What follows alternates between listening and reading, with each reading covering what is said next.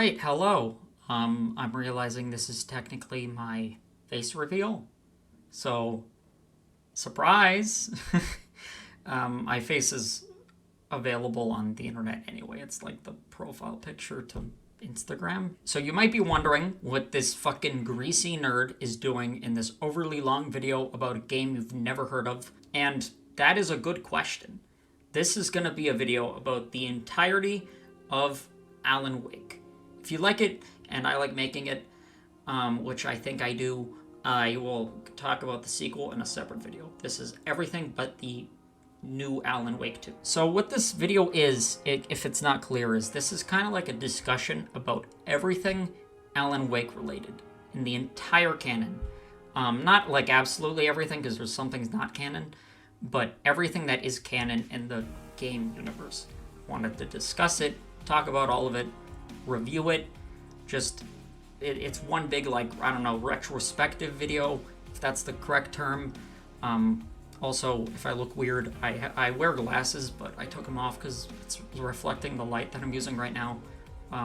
Because the light would be more distracting being reflected. Yeah, this is just going to be a big discussion video where I talk about summarizing everything in the Alan Wake canon and my thoughts on it. Like a review mixed in with a big fucking Reddit explaining video. I can, cash in on the hype from Alan Wake 2, and hopefully people will enjoy this video, and then I'll make one on the sequel. So I figured I'd do it in this style, where I sit down and I actually show my face, because I think that's the style that I'd like to go for. It's what fits me and my way of making videos the most. Because if you've looked at my channel, I've kind of screwed around with styles of videos and it's not all consistent. Been a fan of the game for a while now. I had seen it around, like on YouTube, I think once, and I was interested in it. It was back when I had a fucking crap top of a PC. It was this terrible old Toshiba laptop, so I couldn't run anything. It's not like a technically super impressive game. I just knew it wasn't gonna run. So I never got around to buying it, and then one day it was taken off Steam due to some licensing concerns with the music, and I was like, oh man, that fucking sucks. And the only way you could get it at the time that it was taken off Steam was on the Xbox Game Pass, because the remastered version of the game was not out yet. So I didn't have an Xbox, so I was like, alright, great, it's a fucking one of those rare games. But later a friend told me that it was back on Steam. For whatever reason, they, bought the licensing rights again. And immediately I just bought the game. I didn't know jack shit about the game, but something about the game interested me. I just really wanted to see it. And what it was, again, I knew fucking nothing. I don't even think I knew the premise. I was just like, that looks cool. And it was really cheap. The original's like $10. And that was like 4 years ago since I bought it. And I have fallen down a fucking rabbit hole since. If you're completely unfamiliar with Alan Wake, if it wasn't obvious enough, there's going to be spoilers throughout this entire video. So if you are interested in the game, go check it out, go play it. If you're interested in some of the other stuff I'll talk about, check that out too. Not everything is a game that you have to buy that I'm going to talk about. You'll see what I mean. But yeah, just complete spoiler warning for everything but like Alan Wake 2. Again, I'm not touching that. I will give you a brief summary before I get into like the deep ass cheeks. I don't know who's going to stay around for this video. It's going to be a long video. I don't know who's going to get anything out of this video. But to like whoever the hell is going to enjoy it, thank you for watching. Now we can get started. Alan Wake is an original horror third-person shooter developed in 2010 by the Finnish developer Remedy Entertainment and published by Microsoft. If the name Remedy sounds familiar, those are the guys behind Max Payne 1 and 2. More recently, Control and also Quantum Break, for like the 4 people that played that game, me included. Originally, Alan Wake was in development for like 5 years. The Intel Core 2 quad processor on this nice and quiet location here. See what happens. as Remedy wanted it to be an open world survival kind of game, because they wanted it to be completely opposite from Max Payne. The Max Payne games are essentially super linear, like cheesy cop games where you commit police brutality. So they wanted Alan Wake to be the antithesis and be something completely separate from that. So they tried doing something open world, but eventually they realized it didn't really fit with the story they were trying to tell. They even sent a research team to places like Canada, where I am, to take pictures of like the wildlife and forests. As you will see, a lot of the game is set in a forest, and they got like 60,000 fucking photos apparently, and eventually they just realized it didn't really match, because the genre of horror, you know, it requires suspense, and I assume being able to like fast travel across this entire big ass map kind of kills that. So they reworked the whole game, and interestingly, the open world and large environments did allow them to play with sense of direction and things like how you always see your destination off far in the distance in the game, which is something prevalent. And also there's some semi-open world areas in like 2 or 3 parts of the game. So they kind of kept those too, where you drive around like this small map. Originally, the very original game was only released on Xbox 360, and then later on Steam in 2012. But the recent remaster let it get to PC by Epic Games, unfortunately. PS4, PS5, Xbox One, Xbox Series X, and the Switch apparently, which I wrote in my script, the Switch, what the fuck, but thinking about it now, that's not a surprise. The Switch is a piece of fucking shit, bro. Like, it's not that big of a surprise that it can run the first Alan Wake.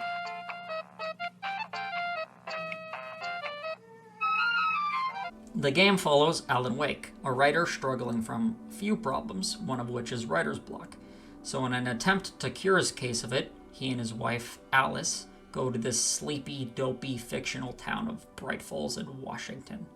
It doesn't take too long before a mysterious presence called the Darkness kidnaps Alice and sends Alan fighting through what is essentially a mock-up Stephen King story. Now, if that sounds interesting, then I implore you to pause this video and go play that game and then come back to this video, because I still want you to watch the video. Because genuinely, Alan Wake is a great creative game that I would recommend to a lot of people. And if that premise alone is like, yeah, that sounds cool, then literally stop here. Again, that's like your last warning. The game got really good critical reception, but over the years it gained a cult classic following. Remedy had even come up with a prototype for the sequel, but showing it to Microsoft, they said they weren't interested in the sequel. I found a couple sources saying that the game didn't originally make the sales numbers that were wanted. So they told Remedy they just make something new, and that led Remedy to make Quantum Break. And considering how underwhelming Quantum Break was, that's Microsoft's fault. So big L on Microsoft. Thanks. Remedy eventually acquired the publishing rights in 2019, and we all know how that ended up. So, alright, cool. Everyone got their history lesson, so now we can get into the first game, except we can't because there's something else. Remember how I talked about everything that is canon? That's right. It's rewind time. You see, in 2010, less than a month before the original game came out, the promotional prequel series, Bright Falls, which is set in the town of the game, that is canon and is set right before the events of the game came out. Now, in terms of Alan Wake media that is canon, this is agreed by the fandom wiki website, which I'm just going to assume is accurate, that this is like the first thing in the timeline. I couldn't find any background on the making of this promo, probably because the miniseries is really short, like all the episodes combined, it's literally 30 minutes. It's like a short film, basically, and it looks pretty low budget. Not that that's a bad thing, but there was just no talk about it. It was uploaded onto channels like Machinima, and then Machinima went fucking extinct. Get what you fucking deserve! So there's like a bunch of scattered re-uploads of it, but no one seemed to ever bring it up. The footage I'm going to be using is from someone who upscaled the episodes to 4K with AI, which is why some of the resolution looks really fucking weird in some places. But it's like the best and most consistent re-upload that I can find of the miniseries, so just bear with me. This video isn't going to be in 4K, because fuck that shit. If you've already played Alan Wake and you're a big fan and you didn't know about this miniseries, I just suggest you go watch this. It has some genuinely cool details and insight into like the lore and the story and the world, and again, it's literally like 30 minutes long. So, alright, that is enough more preamble. Now we can get into the actual first thing in this canon, the Bright Falls miniseries. I hope you're ready, because this timeline is a fucking ride. So there's a lot of like characters and things going on in all parts of this universe, and I don't want to just throw a bunch of nameless names and shit at you, so we'll like bring people up as they appear and get important. Episode 1 is called Oh Dear. We open on a diver emerging from a dark lake at night with a body bag. Setting the body bag down, the mysterious diver gets back into his boat and sets off, only for the bag to be gone.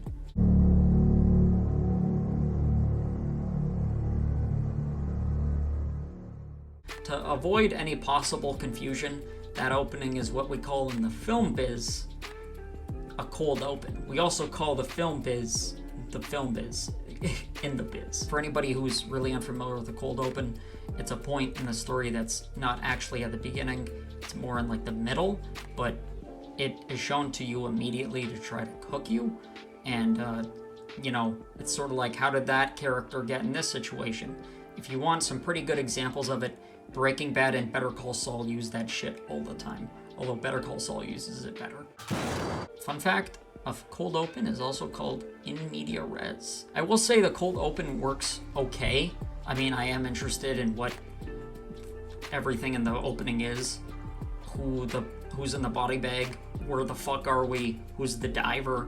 It's not the greatest use of a cold open. It's not like funny bald man show, but it works enough.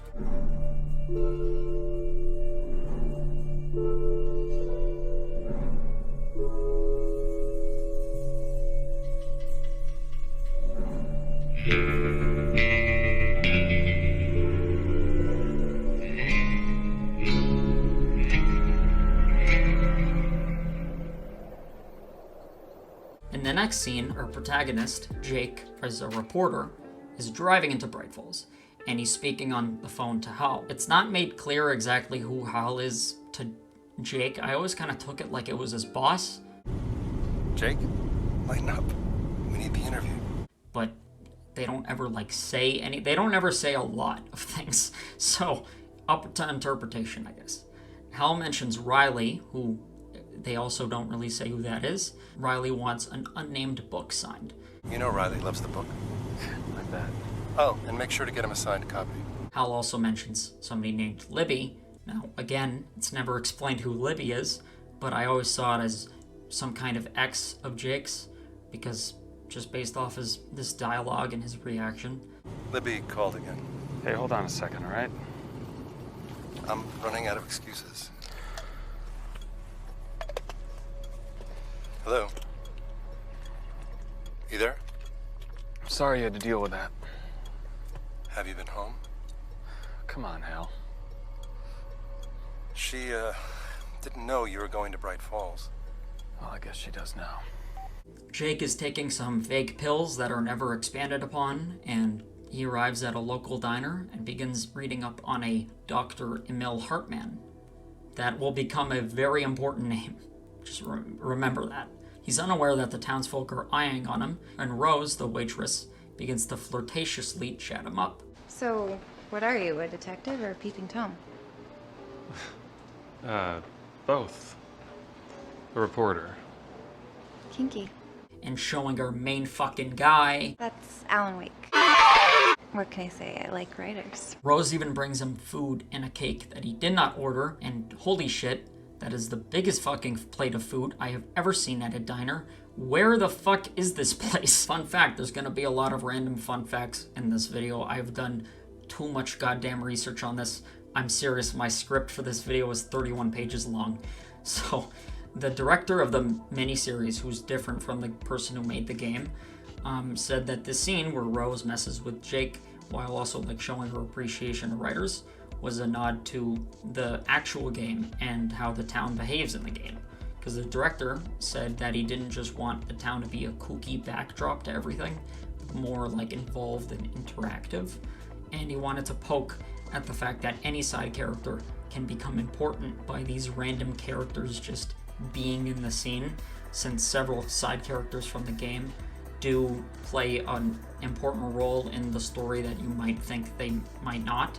It looks like a weird scene just looking at it, but it was a cool little reference. Good way of showing that they actually understand the source material. It's almost like when you understand the source material, you make something that's good. But anyway, after this, Jake tries to navigate to his hotel and gets a call from Libby, and that distracts him just long enough to hit a deer.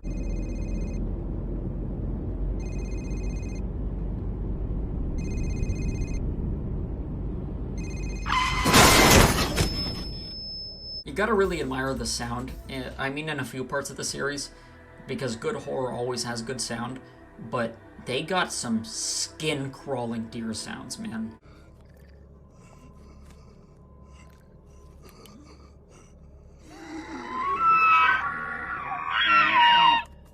The animal seems to flee into the woods, and the episode ends with Jake driving past a Deerfest sign. Deerfest being an annual event in the town that will play more of a role in the game. An Xbox 360 presentation. That's the scariest part. Episode 2 is Time Flies. Jake arrives at the motel, and the motel owner lets him into his room and gives him a totally not ominous warning or anything.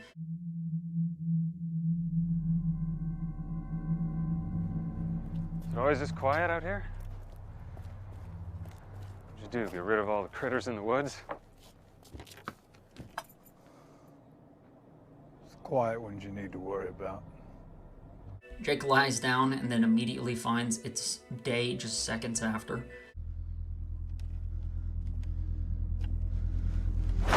And he drives through the town, and we see our main fucking guy again. Let's go. Jake meets Ellen, who works at the local newspaper. Just like every other familiar character that Jake is familiar with, we don't know why he is familiar with Ellen, but their scene is really awkward, kind of like they dated in the past. It's great to see you again. Great to see you too. Sit. How are things?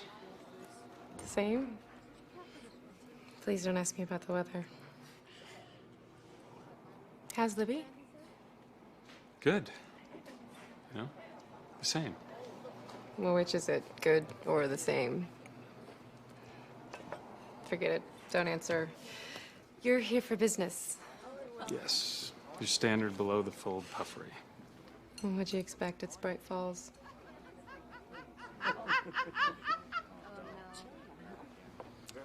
You know, I never figured out why you moved here. No, I guess not. It's like they dated in middle school or something. Ellen leaves, even though Jake just got there, and then Jake goes to Dr. Hartman's office, the doctor he was reading up on in the previous episode, for the interview that was previously mentioned. So Hartman, as I said before, is an important character.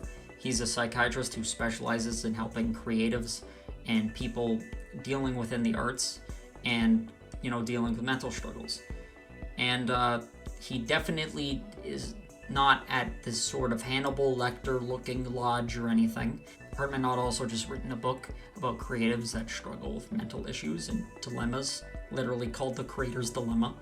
Jake is persuaded to not record the interview and just write. Use it to record interviews, if that's okay. You're a writer, aren't you? Yeah. So, right?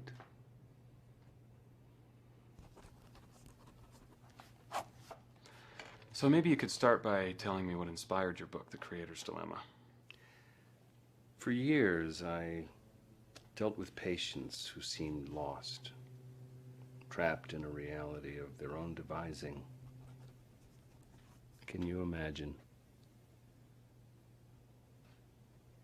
Neither could I. Until I began to think of their dilemma. Of course, the perks kick in, and he immediately just flashes forward in time to him leaving the lodge.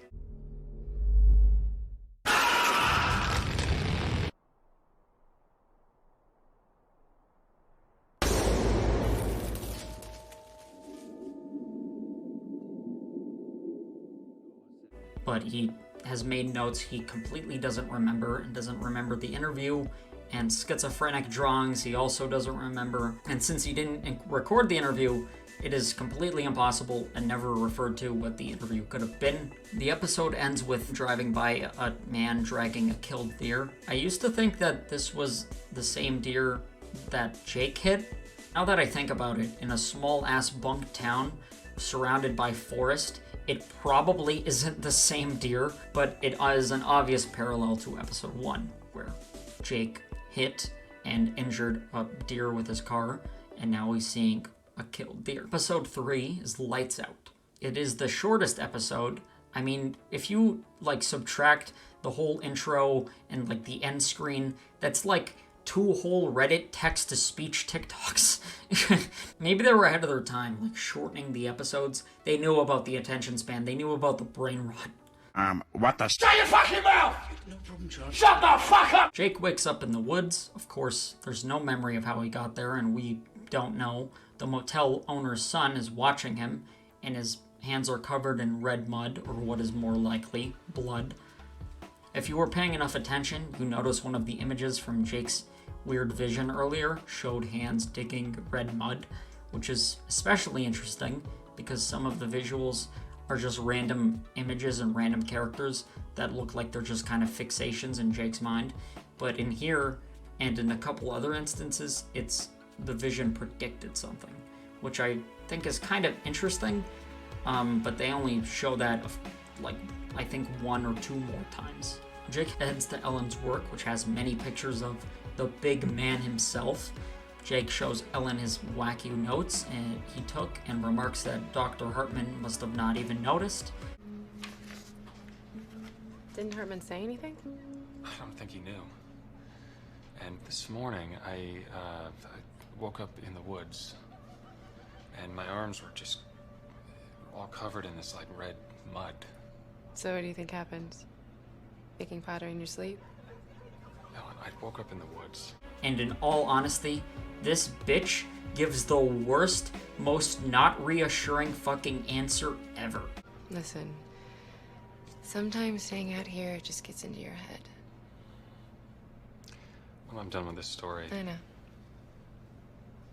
What's even weirder is in the next scene, Ellen insists he should, like, go home. I like, okay, am I being nitpicky? You know, you're right. When you're done with your story, you really should go. Get back home. Clear your head. That's why I came here, El. I think you should leave. And Ellen isn't an important character or anything, but based on these, like, terrible assurances you just gave Jake, trying to tell him to leave the kooky little mountain town that you are currently living in does not translate that well. Back at the motel owner and his son notice a light bulb suddenly explode. It's implied the motel owner has some sort of grave injury, but while trying to fix it, here's something in the woods. It's also shown that multiple light bulbs have exploded. Now, if you were the hotel owner, injured in some way and alone in the woods trying to replace this bulb, and you heard a noise, what would you do? Would it be to take shelter at the front of this well-lit and well-protected motel that also has this, you know, your young son in it? It would be that? Well, my answer would be to tromp off into the fucking dark woods, abandoning my child with one gun and my chronic back pain. Obviously. Of course, this bulletproof plan fails immediately. He fires like a warning round, and then in the most goofy shit I've ever seen, he trips on the shell, breaks his leg, and then The episode ends with him hitting the funny bald man laugh, and then being dragged away.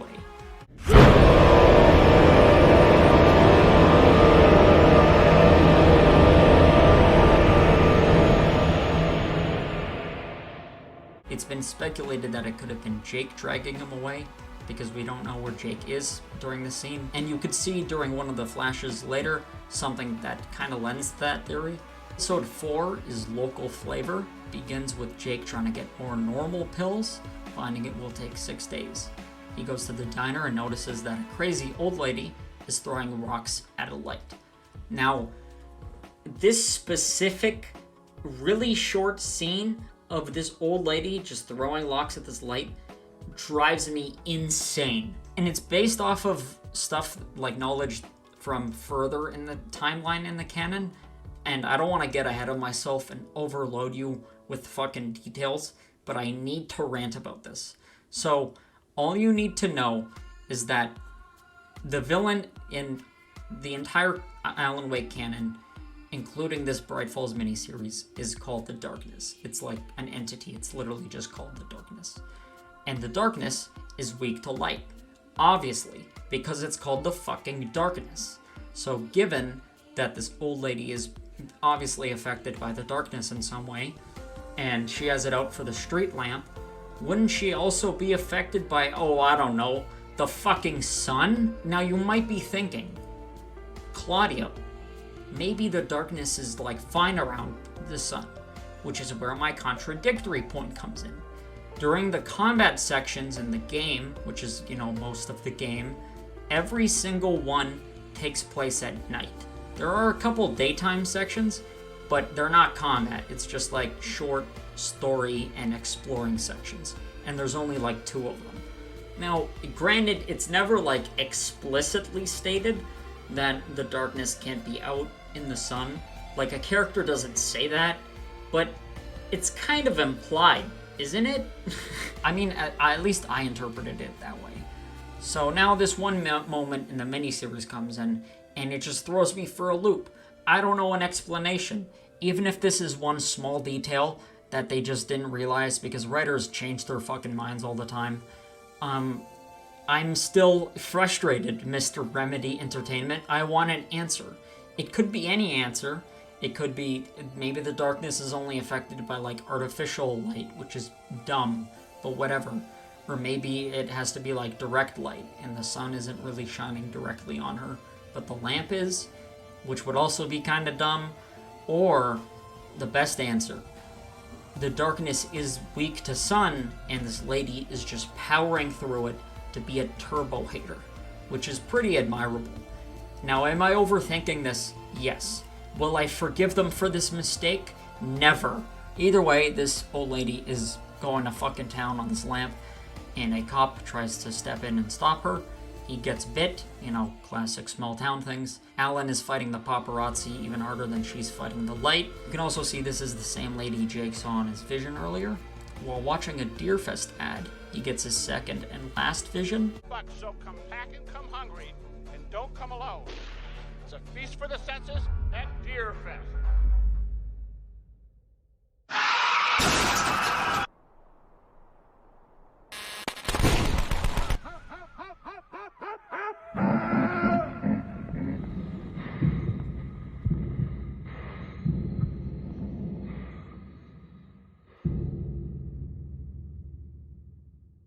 Suddenly, the episode just ends, with Jake waking up in a body bag.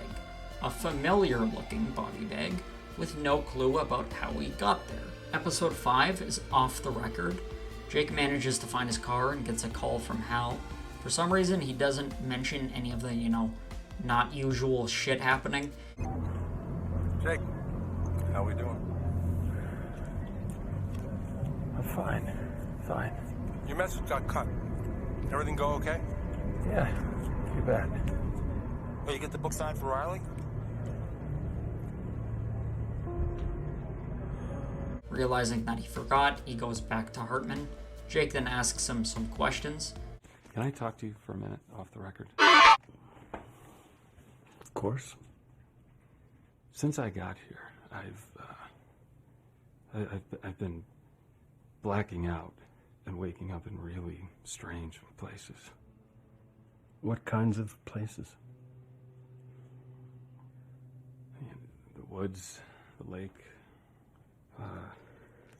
Look, I'm really worried when I leave here. It's not gonna stop. Anything else? Yeah, I think I killed a deer with my car. It happens.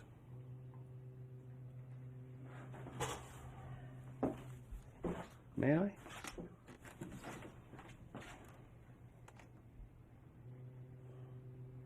You know, I help people with problems, just like yours. Stay with us. Ah! What the hell is that thing? Just a light. Ah! See, Jake's aversion to that direct flashlight kind of helps me believe that maybe it is a direct light that was affecting the lady. Okay, I'm beating a dead horse. So if it wasn't obvious yet, it's clear Jake is affected by the darkness in some way. He doesn't know what the hell's going on. We don't know what the hell's going on. The most credible and probably the most correct theory is that Jake got infected by the deer he hit. We never see any kind of more like explanation to visions that Jake has. The enemies that are affected by the darkness don't seem to have that. It's never brought up anywhere in the canon that the darkness can also cause visions. Obviously, it has that whole light thing. So Jake decides to lock himself in his hotel room and restrain himself. And he films it with his camera so that way he'll catch evidence of when he blacks out and does something weird. I like how the camera was only shown once before, just the setup that he has the camera, and then immediately it's just used. It's a simple setup, payoff. They don't need to show off the camera and elaborate on it. It's just, hey, the camera exists in like episode 2, and then episode 5 it becomes important. I know that's like basic writing, but a lot of movies treat you like you're a fucking toddler, so I have to congratulate them here. I've been giving this miniseries flack for a few things, and I think parts of it are just filmed kind of fine from like a film student perspective. There are some really interesting camera shots, and again, all the sound in this is great, but good horror always needs good sound. But some of the camera shots and edits are also fantastic. For example, this single shot is the best shot in the whole miniseries. Jake gets up and watches his camera's tape, and instead of seeing the tape, we hear the fucking terrifying sounds from the tape combined with seeing the aftermath of the room by the camera like dollying and panning like just enough to show the room behind him. And it's just so cool that they lined up these genuinely scary roars with like this slow pan to the destruction that is just behind him.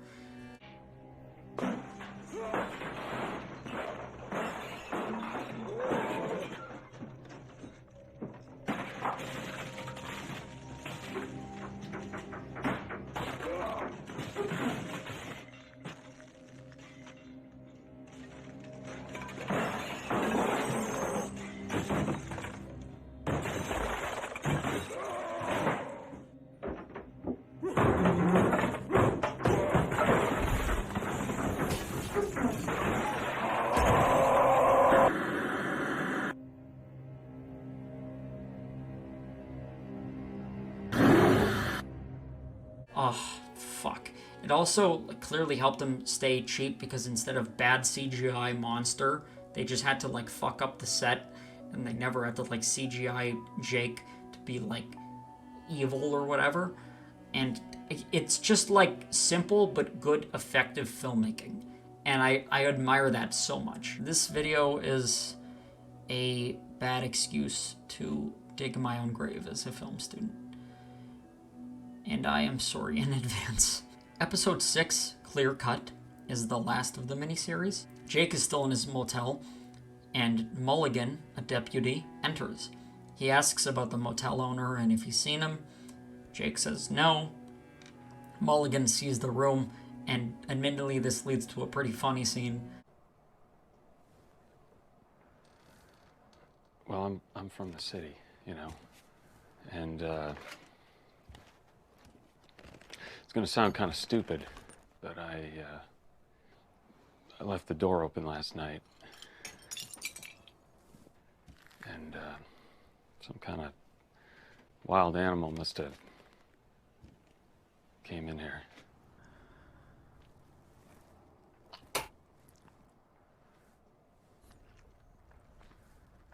No squirrely animal did this.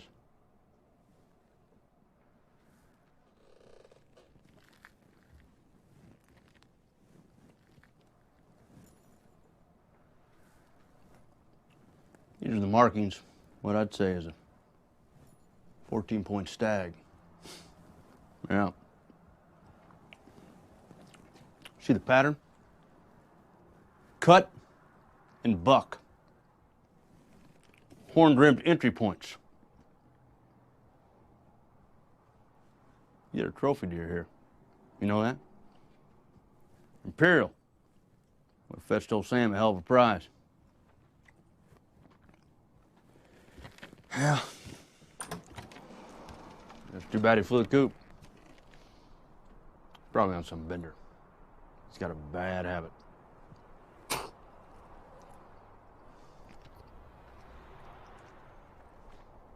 Boys are gonna love this. Jake rushes over to Ellen and begs her to drive him out of the city. Are you gonna say anything? Where am I even headed? Get me out. That's it? You just needed a ride out of town? Why did you even come looking for me? You could have just driven yourself. No, I couldn't have. I'm not in control. What does that mean? Jake! And just when he thought he was safe,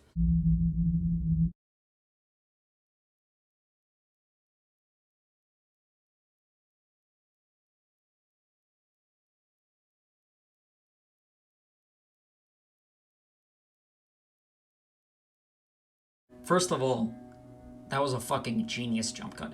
I'm doing it again. Only sometimes does a jump cut work, and it's either typically to show the passage of time in a scene or to intentionally disorient you, and this was both, because it's not clear how much time has passed in this cut, but it's to show that time indeed has passed, and to also disorient both you and Jake by jumping into the future, into a different position. And again, that's just clever. I also like how he passes the same sign that he passed when Ellen was driving, meaning he's literally been making fucking circles.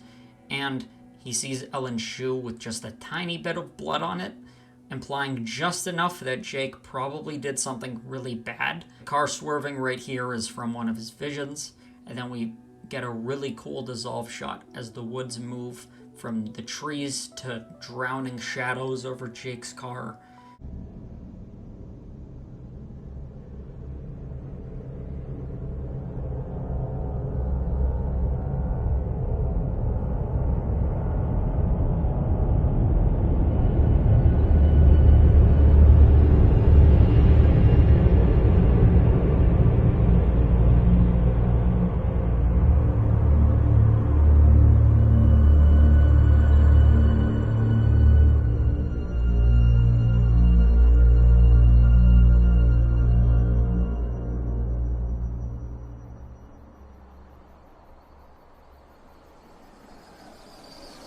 There's no sign of Jake, we never find out what happened to him, and we finally get our fucking Alan Wake cameo in the flesh and a final send-off straight into the actual game. What happened, officer? Some guy missed a turn here. Probably a deer or something. Just be careful through this next stretch of road. Okay, thanks. Another fun fact, in the same interview where the director talked about the diner scene, He also brought up how some fans have a weird theory that Jake is a were-deer, like a werewolf, but a deer. And that's because of what Mulligan said about his room being torn up by a deer. And the director sarcastically poked fun at this and said that they could just entertain the fact that maybe Mulligan doesn't know what he's talking about. He also doesn't give a clear answer to Ellen's fate, but does reveal this little thing that I genuinely never thought about, and it's that the title sequence is an epilogue to the show, which makes sense. If you go back and see it, you can see things like the Hunter's Son, and if you look closely, you can even see Ellen's shoe. So the title sequence is referencing all these people that Jake have affected in some way. And again, that's just really clever. Alright, we are done with the miniseries. We're done frolicking around, and we can get to the actual meat of this video, which is the game. Final spoiler warning, I mean, I've given you like 3 at this point, so no one can complain. We're gonna get right in.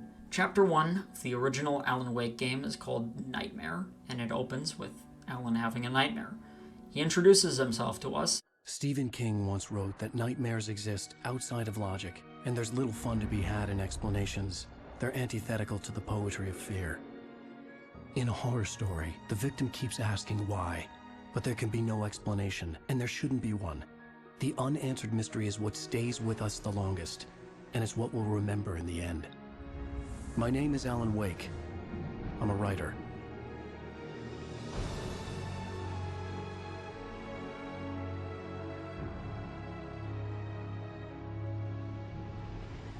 Is that in the nightmare, he felt weirdly compelled to get to a lighthouse, but couldn't remember why, and having to get out of his vehicle. Some urgent reason I couldn't remember.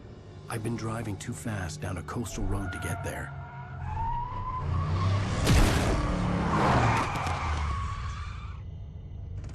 I'd seen the hitchhiker too late.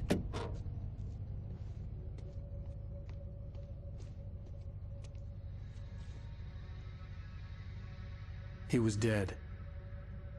I was convinced they'd put me in jail and I would never see Alice again.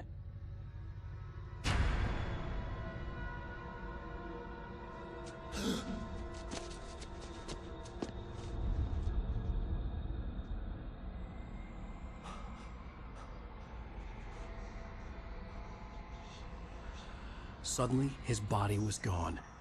The game gives us our tutorial. I've always had a problem with Alan's controls, and unfortunately, this applies to the remaster, which does not change much except for like graphics.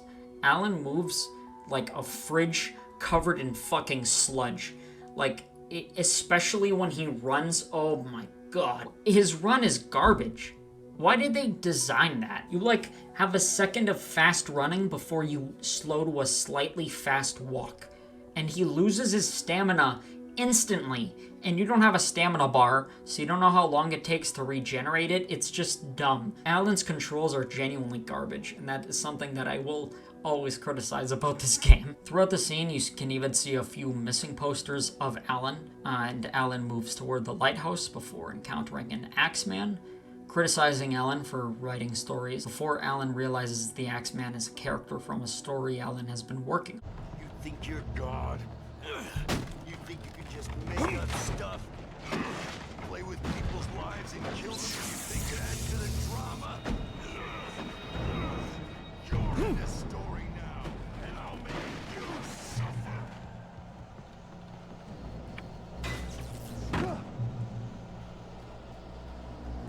You missed your deadline! The Axeman turns into a fucking tornado, and Alan runs into Clay Stewart. Clay Stewart, remember? Quickly, get inside! There's no time to lose! We never see Clay besides this single moment, and in my script, I'm not really sure who Clay is. Hopefully I can specify that in editing, but knowing that you never see him again, you know that he dies. A mysterious light that can talk saves Alan from the Axeman. If you are hurt, you should go into the light. You are only safe there.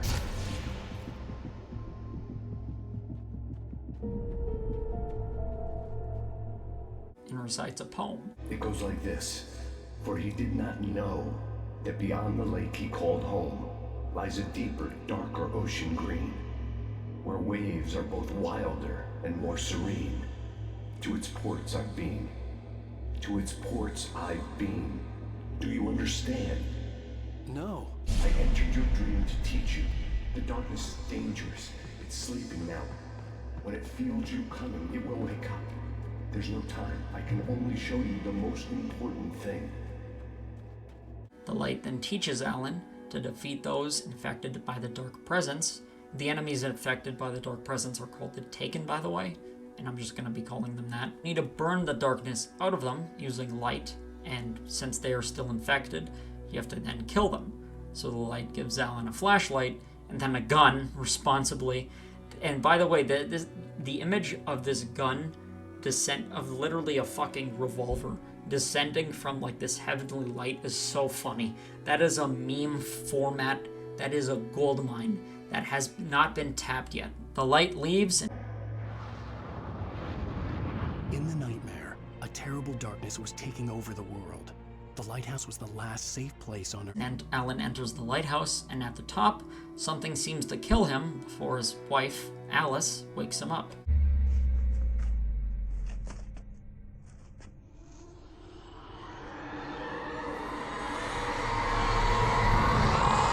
He's here. Alan, wake up. Shh, baby. Just another nightmare. Everything's fine. You dozed off. Right. Anything more than dozed off would be news for everyone. Cheer up, handsome. We're here. They're riding into the town of Bright Falls as a vacation. Here we can meet Pat Maine, the night host of the local radio station, who offers Alan an interview, but Alan declines. We can also find a character we will later meet, muttering some interesting foreshadowing. Damn yuppies. Alan, before he missed the shot. Let's see who has the last laughs. Okay. Good day to you too. Alan's best friend and agent, Barry, calls Alan to check on him. This sets up that Alan has been experiencing writer's block and that the vacation is supposedly to help. Yeah? Hey, bestseller. How's my favorite writer? Are you there yet? Barry. Yeah. We just got here. Are the locals giving you trouble? Just say the word and I'll hop on a plane and come make sure that you're left alone, Al. No, Barry, we're fine. Great, great. Just want to make sure you can relax and recharge. So, how is the place? Has it gotten your creative juices flowing? Barry, we're just settling in. Okay, Al. I'll call back later to make sure you're doing okay. And you call me if there's a problem, okay? Okay. Just looking out for you, buddy. Talk to you later. I love you too, Barry. You know he's going to be calling you every 5 minutes. Barry is Barry. I can always turn off the phone. What did I tell you? Text message from Barry. He says hi to you too. The two go to the diner to pick up the keys to the cabin. They're staying in from Carl Stuckey. Alan, thank you for coming here with me. I love you too. Go on. I'll promise to behave. And we have our first familiar face, Rose, the waitress. Of course, fangirls over Alan because she loves writers. Fan.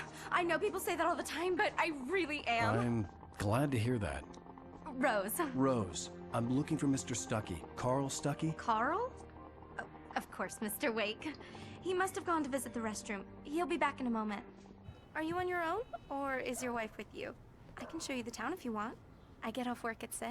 What do you mean by that? Here you can also meet Rusty, a local park ranger. Try the coffee. Just don't blame me when you fall in love, because it'll break your heart when you have to leave. Rusty here is no longer human. Nothing but black coffee under a thin layer of skin. Yeah, that makes 2 of us. Or interesting, the Anderson brothers. Again, 2 very important characters you're going to want to remember. Tor and Odin Anderson, and yes, that's their actual names, were 2 members of the long-lost rock group, Old Gods of Asgard. Although now they're just unassuming, random, senile old guys. Yeah! Are you serious? Coconut again? You disgust me. Call yourself a rocker. Unbelievable. Ha! who ask Alan to play the Coconut song in the jukebox. Shut your mouth, you demented has-been. If I had my hammer, I'd shut it for you. Jeez. Now that's what I'm talking about, yes! This is it. I've died and gone to hell.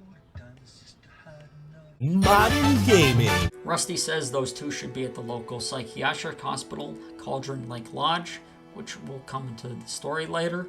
We can also meet Cynthia Weaver, who is scared of dark hallways and rambles on about lights. Don't go in there, young man. You can hurt yourself in the dark. I think I can handle it, ma'am. I didn't want to wait. I wanted to find Stucky, to get the key and get out as soon as possible. The waitress was giving me a headache. Overeager fans always did. Alan looks for Carl at the back, but a definitely not evil-looking old woman dressed in funeral garb says Carl can't meet, but she has the keys. She also insists on meeting Alan's wife. Stay in my cabin. I'll come by later to check how you've settled in. And to meet your wife. I insist. Cauldron Lake is a special place.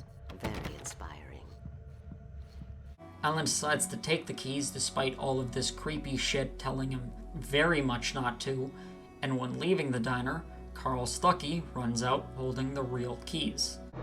Can you believe this place? This would make a wonderful setting for a book. We're supposed to be on vacation, Alice. I'll figure it out when we get back home. Okay? Okay. We can talk about this later.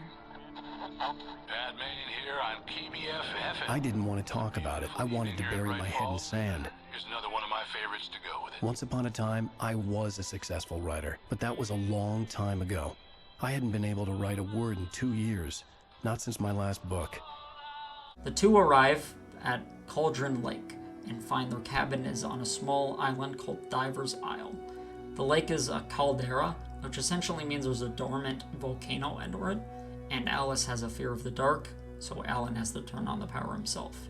After setting in, I told myself I could rest here, sleep here, and forget about my work. I thought we could be happy here. Alice shows Alan a surprise for him. Surprise! Alice? What is this? I guess I have a small confession to make. I thought maybe you could write here that a change of scenery would get you past... Damn it, Alice! Everyone Hey, just hear me out! There's a local doctor, Dr. Hartman. Hey, Dr. Emil Hartman. I read a book of his. He has a private clinic here. He specializes in helping artists. Maybe... So now you want to get me committed? No! It's not like that. That's not... Alan?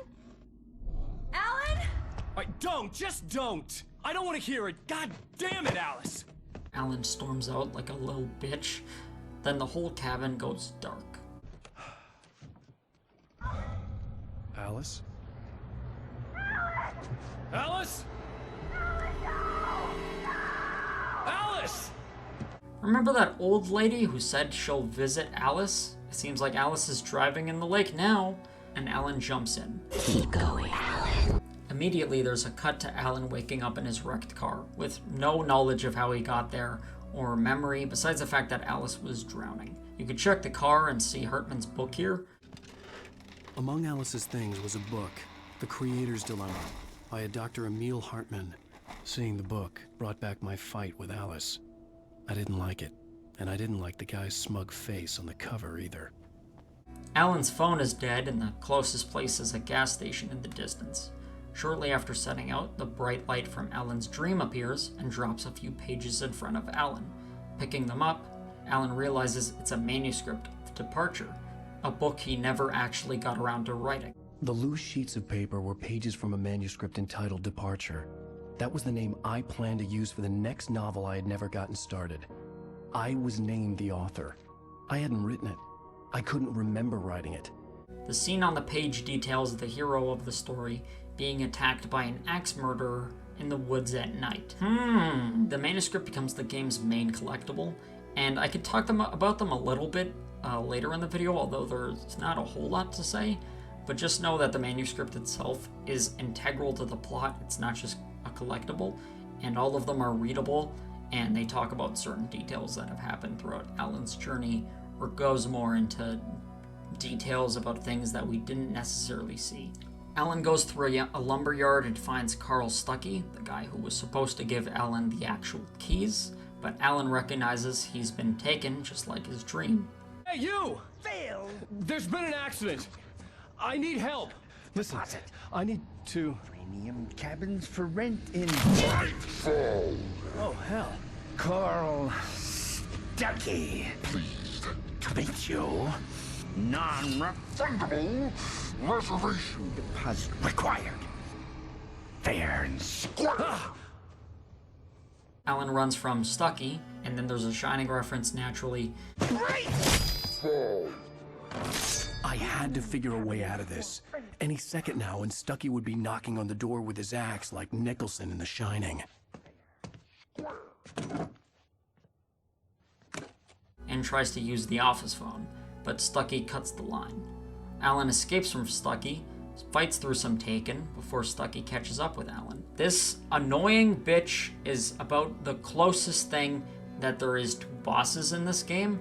They're just faster than regular Taken, and their darkness shield or whatever is thicker, and they take more bullets. But really, because they're so fast, they're just a massive nuisance. And all of the encounters with these types of Taken are scripted, so like it's never like a random occurrence or something, but it's always so annoying when you run into one. Every time. Alan kills Stuckey and arrives at the gas station and finds that somehow a week has passed since Alice was last lost into the lake and when Alan woke up in the car, but Alan has no memory of the week whatsoever. A television in the garage briefly shows Alan in his study, saying he doesn't know how to finish the story, but the story will come true and he'll save Alice. All right. I'll keep writing. Outside there's only darkness. Outside the cabin, outside the story, there's only darkness. I can feel her presence in the dark. Just now, I could smell her perfume in the room. I'll reach her, I'll fix it up. I'll bring her back. The story will come true. If I stop, she's lost. Alan doesn't really know what that means right now, but he calls the police, and the sheriff, Sarah Breaker, comes over. Alan recounts all the events, and Sarah reveals something pretty weird. In a car crash, my wife Alice, she's missing. Calm down, Mr. Wade. We were staying in a cabin on the island, on Cauldron Lake. There's no island on Cauldron Lake, not since the big eruption in the 70s. Please, I can take you there, okay? You look like you've taken a pretty bad knock to the head. Are you okay? Listen. We'll figure this out. Please get in the car. We'll swing by the lake and then we'll go to the station, okay? They drive out to the lake, and sure enough, nothing. All of the game's chapters have a song at the end, and although I don't think I can play any of them because of copyright, I'll just tell you the song because I think just the song kind of fits with the story at that point in the story in the episode that it goes with. So I think you could just listen to the song on your own. And the first chapter's song is In Dreams by Roy Orbison. In an early version of the game, there was a mission that at some point, Alan would encounter a UFO and follow its beam of light. This was likely the inspiration to change it to Zane's light, which is good, because this game is supernatural, but like, a UFO does not fit here. Alright, hi, it is the next day, because YouTube videos let me have the power to do that. So next is episode 2, called Taken. This is one of the few times we get a flashback in the game. It's set 3 years ago in Alan and Alice's apartment in New York. This was a year before he got his writer's block, and they actually seem pretty happy, because the writer's block also fueled other problems that Alan has, which affects his marriage, of course, which is why they went on the trip to Bright Falls. Oh, hey, I just finished those cover mock-ups. They're on your desk. Tell me what you think. No kidding. I didn't think you'd get them done this quickly. On occasion, I can perform all sorts of miracles, my dear. Oh, really? Well, you seemed to think so last night. What do you mean by... During the blizzard, the lights go out, and Alan tells her something very important for later about the clicker. I know, it's stupid, but it's just... Especially when I'm not prepared for it, you know? It gets to me. I love you. Tell me a story, writer. Okay. I used to have these nightmares when I was a kid. The dark really spooked me, too. When it got really bad, my mom gave me this old light switch. She called it the clicker. The clicker, huh? Yeah. If I ever got scared of the dark, I could just flip the switch and a magic light would scare the monsters away. Oh, sure. Here it is. Alan. Maybe it'll help you, too. Yeah, nice story, writer boy. You made that up right now, didn't you? No. Seriously. I love you, even if you are a liar. Thanks for this. Now, in the present, Alan is being checked by the doctor. Disorientation, anything like that? Mr. Wake, how are you feeling? I'm okay. My head's fine. I had to lie about my headache and memory loss. He'd send me to a hospital for tests. I couldn't leave without Alice. Very well. I don't think you have a concussion, but you've obviously been through quite a shock. You should take it easy for a couple of days. Thanks. You know, I shouldn't even be in here. The cops, they got it all wrong. See, sure, I beat him up, but I wasn't drunk. I mean, I wasn't drunk at the time. I only got drunk afterward. Okay, listen. You gotta listen carefully now. Here's the kicker. That wasn't Danny. No, sir. It only looked like him. You wanna know who it really was? I'll tell you who it really was. It was a goddamn space alien! I know it sounds like something a drunk would say, but believe me, I wasn't drunk then. And when he goes to see Sarah, he gets a call from a mysterious number. He hears his wife before hearing another man claiming he has Alice. He tells Alan to meet at Lover's Peak, an area in one of the local parks, and Alan finds Alice's driver's license, so he knows he's serious about having Alice. Barry? Ow! Thank God! Where the hell have you been? I've been trying to reach you for a week, you and Alice. I've been worried sick. I flew out yesterday. I'm here in Bright Falls. Barry, listen to me. I'm at the sheriff's station. Come and get me. I can't talk now. Al, what the hell is going on? I had to get the sheriff to let me go. I needed to get to Elderwood National Park to meet Alice's kidnappers. A writer is a light that reveals the world of his story from darkness, shapes it from nothingness. The way a sculptor carves a statue from a block of granite. If I stop, the world I'm making dies. Darkness will reclaim it. It's a long, hard journey into the dark. Alice's life is at stake, but I can't think about that, or I'll lose it. The dread lingers at the edge of perception. I'll push on. Anything is possible here. I'll write the story. I'll save her. Oh, the kidnapper also threatens Alice in case Alan goes to the police, so Alan doesn't say anything to the sheriff that is literally right there. Hartman reveals to Alan that he convinced Alice to bring Alan to Bright Falls. So Hartman was the reason they took their trip, so that way Hartman could treat this troubled creative, because Dr. Hartman treats troubled creatives. Perfect. I'm Dr. Emil Hartman. I'd like to invite you to stay at Cauldron Lake Lodge. Did you talk to my wife? I had the pleasure of discussing your situation with her on several occasions. Did you set something up with her? I invited her here. Alan, understandably angry that his wife is missing. This kidnapper just called him, and this random douche doctor is like, hey, we're actually supposed to come here for therapy. Gives Hartman a fucking haymaker, and then Barry bursts in and grabs Alan. Hartman says he won't press charges, but his offer still stands to help Alan. Alan and Barry go to one of the national parks, and Alan explains everything, but Barry only really believes the part about Alice being kidnapped, and the rest is some weird story Alan is cooking up. They also encounter Rose again, the waitress, before Alan talks to Rusty to give him a key to one of the cabins, and directions to Lover's Peak as well. They reach the cabin that they get, and Alan insists on going alone. When night falls, Alan finds that the tornado has destroyed some buildings and badly injured Rusty, saying that everything had turned out just like it was written on a page.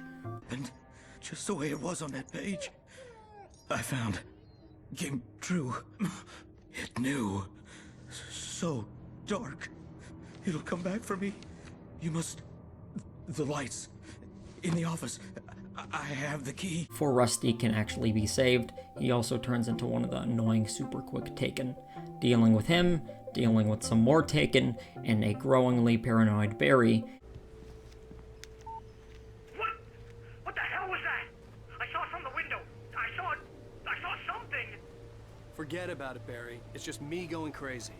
Oh, jeez. Oh, jeez. You're not crazy. I wish you were crazy, but you're not crazy. Ow, be careful. Stay in the cabin. Don't open the door for anyone. I mean it. He makes his way towards Lover's Peak. Some Taken ambush Alan, and he's saved by a man. Come on, we gotta get moving. More of them coming. That flashlight's kid stuff. The flares will keep the bastards away. Who Alan soon realizes is the kidnapper. And you might also recognize that that guy is the weird guy at the ferry at the beginning that says some very not inconspicuous threats. The game never actually says it, but apparently this guy's name is Ben Mott, or at least according to the game's wiki. But the role he plays is kidnapper, and I feel like his name is kind of pointless, so I'll just call him Kidnapper. They both have to work together a little while and make their last stand at Lover's Peak in this actually pretty cool combat sequence, before Alan demands to have Alice. The Kidnapper says he knew Alan would say that because he read it in the manuscript, but the Kidnapper wants the entire manuscript, though he doesn't know Alan doesn't have the whole manuscript, and if he doesn't get the manuscript, Alice will of course suffer. Let's cut the act now. Where's my wife? I knew you were gonna say that. I read it all before. You're a hell of a writer. Congratulations. You're gonna bring about something glorious and terrible once we get you some proper editorial control. What the hell are you talking about? Where's Alice? I want the entire manuscript, or she's gonna suffer. Alan punches the guy. I see a strange pattern here, and they both separate, falling off a ledge. The kidnapper escapes, but after fighting a huge ass Taken with a fucking chainsaw. Those are the super bullet spongy Taken, by the way. There's like 3 types of enemies in this game. I will admit that is one of my complaints. There's very few enemy types, and they're the very like cliche annoying types. You have, besides the normal enemies, the fast enemy and the bullet spongy enemy, and those are in like every game, and no one ever has enjoyed fighting them. So it is a shame, and it does get a little repetitive. I mean, I've played through this game twice for the sake of this video, so yeah, it certainly does get repetitive. A story is not a machine that does what you tell it. A story is a beast with a life of its own. You can create it, shape it, but as the story grows, it starts wanting things of its own. Change one thing and you set off a chain reaction of events that spreads through the whole thing. The characters have to be true to themselves. The events need to follow a logic that fits the story. A single flaw and the magic is gone. The story dies. Alice dies. Alan manages to get back to Barry, and the kidnapper calls him again, demanding that Alan brings the manuscript to him at a coal mine in 2 days. We have a pretty cool boss fight against some birds as well, which is also an Alfred Hitchcock reference, while Alan attempts to write more of the manuscript, but of course fails because of his writer's block. For me, the supernatural had always been nothing but a metaphor for the human psyche, a tool to use in writing fiction. Now, it was happening for real, and I couldn't put a single word on paper. Barry gets a call from Rose. Rose claims that she has the entire manuscript, but Barry doesn't question why A, why Rose knows about the manuscript, or B, why she called him, or how she called him. I guess it's sort of in character that Barry doesn't question this, because Barry is supposed to be like the dumb comic relief. Rose asks both of them to come before revealing that she's been controlled by the Dark Presence to basically trap Alan.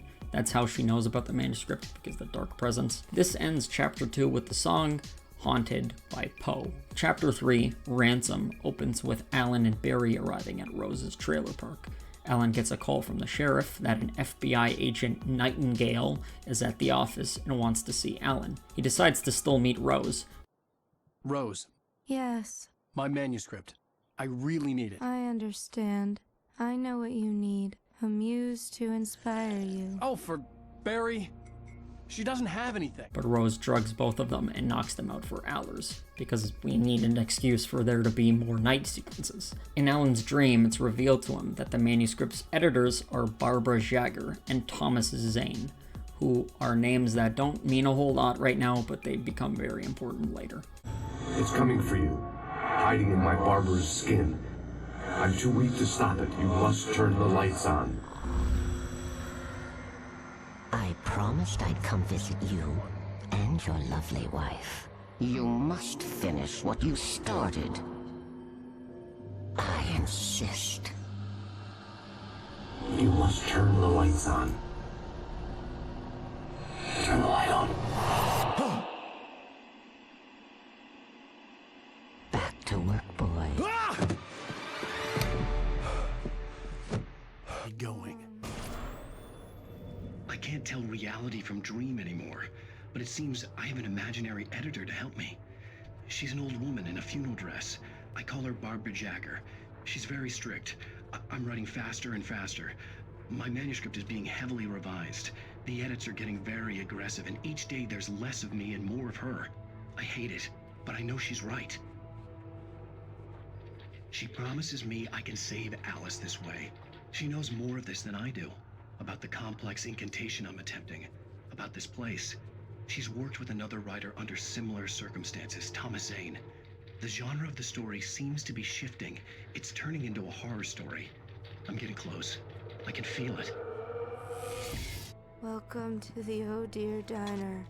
What can I get you today? Coffee?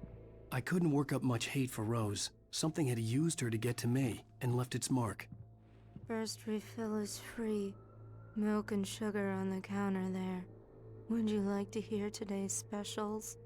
Thank you. A nice day. Come back soon.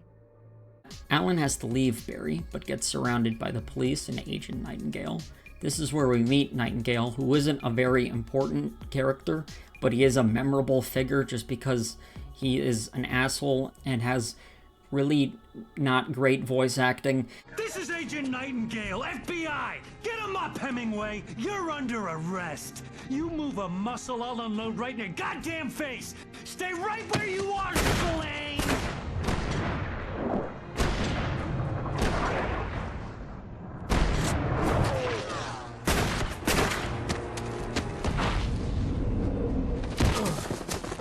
And is just the stereotypical, like, reckless asshole cop who doesn't care about anything or anybody else besides just getting the bad guy, who in this case he thinks Alan is the bad guy, so he like just almost shoots a civilian in this scene. And he also calls Alan a bunch of nicknames which are references to other writers, and he's just fucking crazy basically. What are?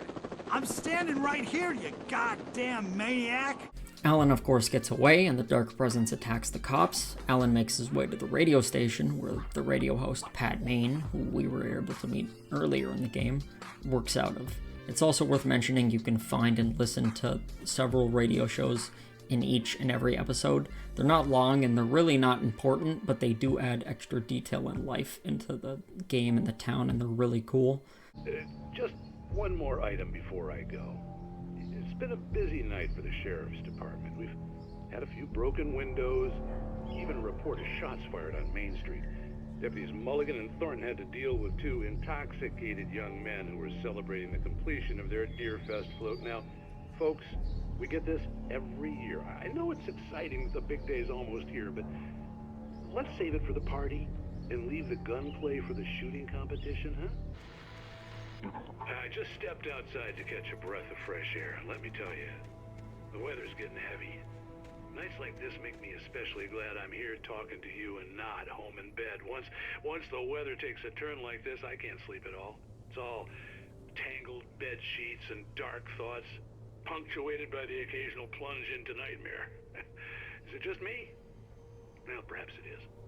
But I hope I can make the night a little bit easier to get through. Caller, you're on KBF FM. Hey, Pat, it's Walt Snyder. What's on your mind, Walt? Well, I ain't the way you are, but, well, I can't sleep either, you know?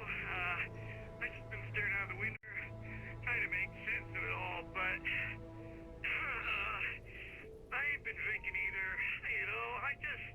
Oh, you sound like a man with a problem, Walt. I had argument with Danny. You know Danny, and, then I got in trouble with the law. I'm just, I heard something like that, Walt. yeah. Well, Danny's my best friend, and, they let me out on bail today. And now I'm just alone here at the window, waiting. Man, and there's something in the air tonight, man. I was just outside looking up at the sky above our broadcast tower thinking the same thing. What are you waiting for, Walt? I don't know. Something's gonna happen. I think I better go. Well, Walt, maybe... No, thanks, Pat. You're on KBF-FM with Pat Maine. It's Milt Peabody, Pat. What's on your mind, Milt? Well, I live near the trailer park, Pat, and there's a big ruckus going on over there. Well, that's just up the road from me, too. What's going on, do you know? I don't know, but there's a bunch of police cars there, lots of sirens, a helicopter buzzing around, and I think I heard some gunshots. And the radio host actually even acknowledges somewhat that weird shit is indeed happening. I mean, they don't know, like, all of what's happening, but they do say, like, things aren't usual. So it's cool to see that they're not completely clueless, unlike every other dumb town in every other horror thing that has a dumb town. Alan meets Pat thinking he can get some help, but Pat is more interested in getting an interview, and again, the cops show up. Nowhere to run now, Dan Brown! You back away from me! Don't hurt! Whoa. And again, Agent Nightingale, for no other reason than to just be a menace to society, almost shoots yet another civilian. It hasn't even been half an hour and that has happened twice. I'll get you yet, even if it kills me, you hear me? You hear me, H.P. Lovecraft? Alan escapes into the train yard. Hello? The most stubborn man I've ever met. Alice? Alice? Alan, I'm so afraid. Keeps me in the dark. Please help me. I look at you, Alan, and it's not you. Something else. Looking out from behind your eyes. Alice, I'm here. I'm so alone here. It's all gonna go to hell. You need to be careful. Cooperate. The connection had been terrible, but that wasn't the only thing that hadn't been right with the call. She sounded wrong somehow, but she had called me. Fights a possessed bulldozer, all in a day's work, and gets to the coal mine and waits for the kidnapper. When night falls, the kidnapper calls and forces the plans to change. I was running on blind hope. It was all a waste of time. The bastard never showed up.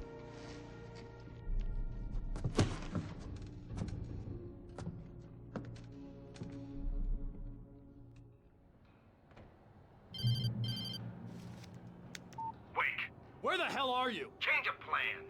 You know where Mirror Peak is? It's a big mountain north of where you are. You follow the path from the mine, you can't miss it. There's a lookout point there.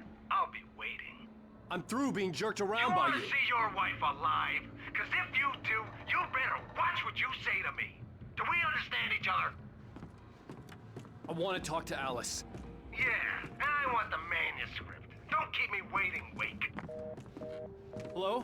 Hello? Ah! I'm gonna kill him! As Alan makes his way to the kidnapper, it's revealed he was used. Sorry, please, it's late. The boss didn't know who he was messing with. I didn't know. I swear, I didn't know. But also reveals something else. We don't have his wife. We don't know where she is. She's probably drowned. The Dark Presence kills the kidnapper and tries to kill Alan by a tornado tossing him into the lake before a hand reaches in and saves Alan. This is easily the shortest chapter in terms of what actually happens in the story, which is really not a lot, and it's also the weakest in my opinion. A weak chapter gets a weak song, which is Up Jump the Devil by Nick Cave and the Bad Seeds. Those are the same guys that made that song that plays in the opening of every single Peaky Blinders episode, and They're both not bad songs, they're just really fucking weird. Episode 4 is called The Truth. I think you can tell what happens in this episode. It begins with Alan waking up in Dr. Emil Hartman's psychiatric hospital, the Cauldron Lake Lodge. Emil tries to convince Alan that he's just going mad and Alice drowned in the lake, and that Alan is basically making up this story to cope with the grief. The shock of your wife's death triggered a mental illness. No, you're lying. You're suffering from various symptoms of undifferentiated schizophrenia. Bastard. Now, feeling calm? Yeah, I see you brought your pet gorilla with you. So sure, I'm calm. I get the message, loud and clear. Quite right. That's the spirit. You're being very brave, Alan. I understand you're confused. I would be more concerned if you weren't suspicious of me. I don't blame you for it. Big of you. Oh, Alan, from past experience with you, I know I need to get right into the heart of the matter as quickly as I can after an episode. So I'm just going to say this. Alice is dead. No. You're in a very vulnerable state until you understand and accept this. Alice drowned, and you couldn't face that. You're suffering from hallucinations, paranoid delusions, unusual thinking, an obsession about light and darkness, a feeling that everything revolves around you, your thoughts and dreams. Your mind has constructed an elaborate fantasy scenario in which your writings are affecting reality. She has been kidnapped and supernatural forces of darkness are trying to stop you. We go this way, Alan. I wasn't ready for another shot, so I went along with it. He had to be lying. But under the influence of the drug he had given me, I had to fight not to believe his words. It's all in your head. You've been making it up. Apart from the tragic accident with your wife, no one has been killed. Your delusions are just a manifestation of your subconscious mind trying to protect you from the too painful truth. Unless we fight the fantasy, it will return. I know the instinct is to resist me, but think about it. Doesn't this make far more sense than the insane supernatural conspiracy you have concocted in your mind? You're a skeptic by nature, Alan. We both know this. Everything can be explained logically. Alan, what I'm telling you is good news. Right now we're in control. Every time you have a relapse, it gets more and more difficult to resurface from the dark depths of your imagination. Not surprising, considering your profession. Imagination is what you work with. After all your nightmares, this should come as an immense relief to you. If it doesn't, why is that? Because I'm lying? Or because you don't want to admit that you're not well? It's very natural for you to think of me as your enemy. It's part of the illness. I let him talk. After all, Hartman I'm the obviously one loved trying his to own bring you voice. out of the His world words you've echoed constructed madly for inside yourself. my head. But I I can't dug my do nails it into by the palms of my myself. hands to stay You need focused. to work with me. Once you accept that, we can begin the journey towards your recovery. After a brief tour of the lodge, where it's shown that creative people that are struggling mentally are held here, Encourage creativity as a part of the recovery process here at Cauldron Lake Lodge. I specialize in treating artists. I bet you do. Splendid, Alan. I honestly believe we can get this thing under control if we work together. Oh, hello. I've painted you. Okay. I was just struck by inspiration a couple of days ago. Dr. Hartman wanted me to paint landscapes, and that's what I was doing. But now I've been doing these things, a lot of them. The images just keep coming. Dr. Hartman likes them. He has them in his office. like a game designer who Emil shits on. Yeah, you'd like me to go away so you won't be scared. But you can't just decide what kind of dream you have or when you have it. Emerson. Okay. Sorry. Boo. That's Emerson. We're actually making some progress with him, I'm happy to say.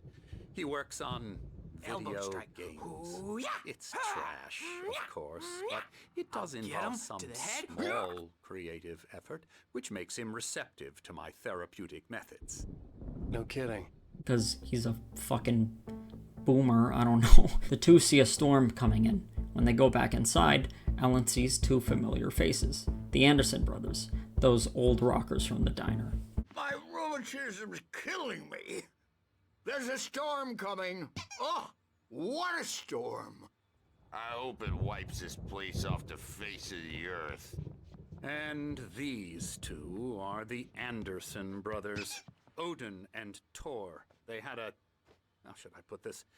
A heavy metal band in the 70s and 80s called Old Gods of Asgard. They even adopted new first names to complete the image of Viking gods.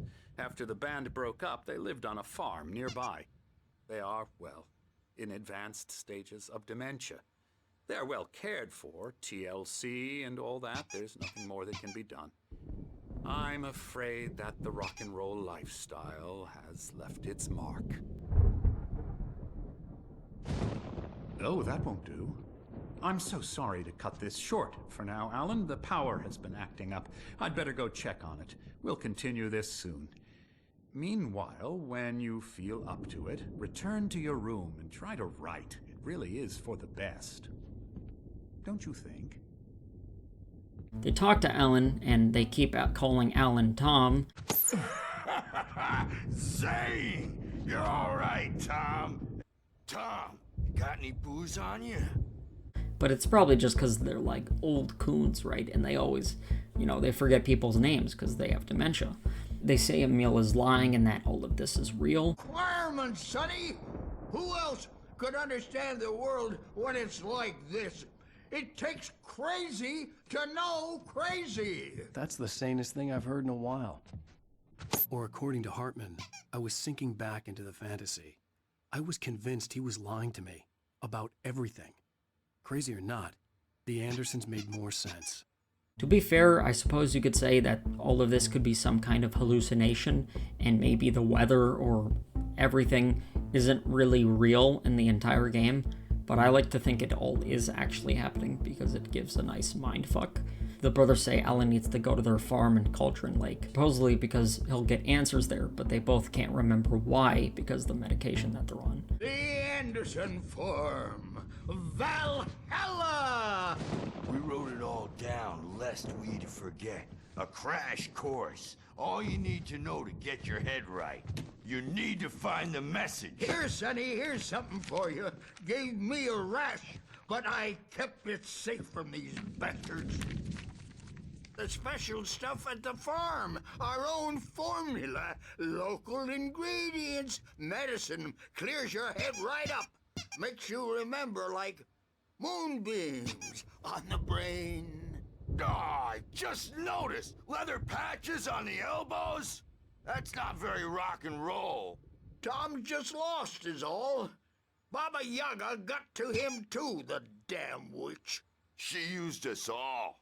Taken from all of us. Took my thunder, the witch. And my ravens. What were they? Memory and thought, the hag. She took something from you too, didn't she? That's what she does. We're better off. This place, the lake, it gives you power. If you're a creator, an artist, a god. Nightmare shifted in their sleep in the darkness of the lake. Yeah, that's the one. She makes sure it comes out twisted and raw. Just ask the lamp lady. She knows what happened to that other writer. She's been using you, boy, and you let her. You went and opened the door for her, didn't you? Now, it was already open a crack. And whose fault is that? We're morally corrupt, disease-ridden, old and stupid. Doesn't mean he had to open it all the way, goddammit.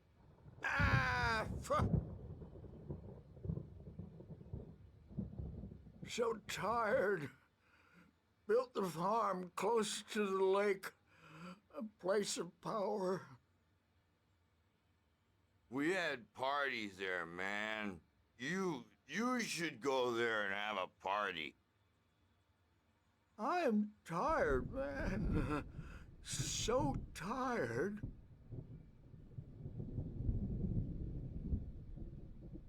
I want to go home. Alan leaves and is suggested by a nurse to try writing again Fun fact, in the original version of the game, you can find a tag that has Emil Hartman's number on it, and if you called it, it would be Dr. Hartman explaining the point of the clinic, but his voice would be distorted almost as if he was taken, which is a reference to something that happens very shortly. The number was discontinued in 2011, and as far as I can find, there's no recording of it, so consider that lost media. I want to start a Alan Wake Lost Media challenge, okay? Okay, YouTubers, get on it. In the remaster, it was replaced with a QR code with different content. If I remember right now, I think I found that QR code, but I can't remember what it led to. If I, in editing, find it, I will just show what content it led to on screen. After spending time trying to write, he's still not able to get anything down, again, due to his block.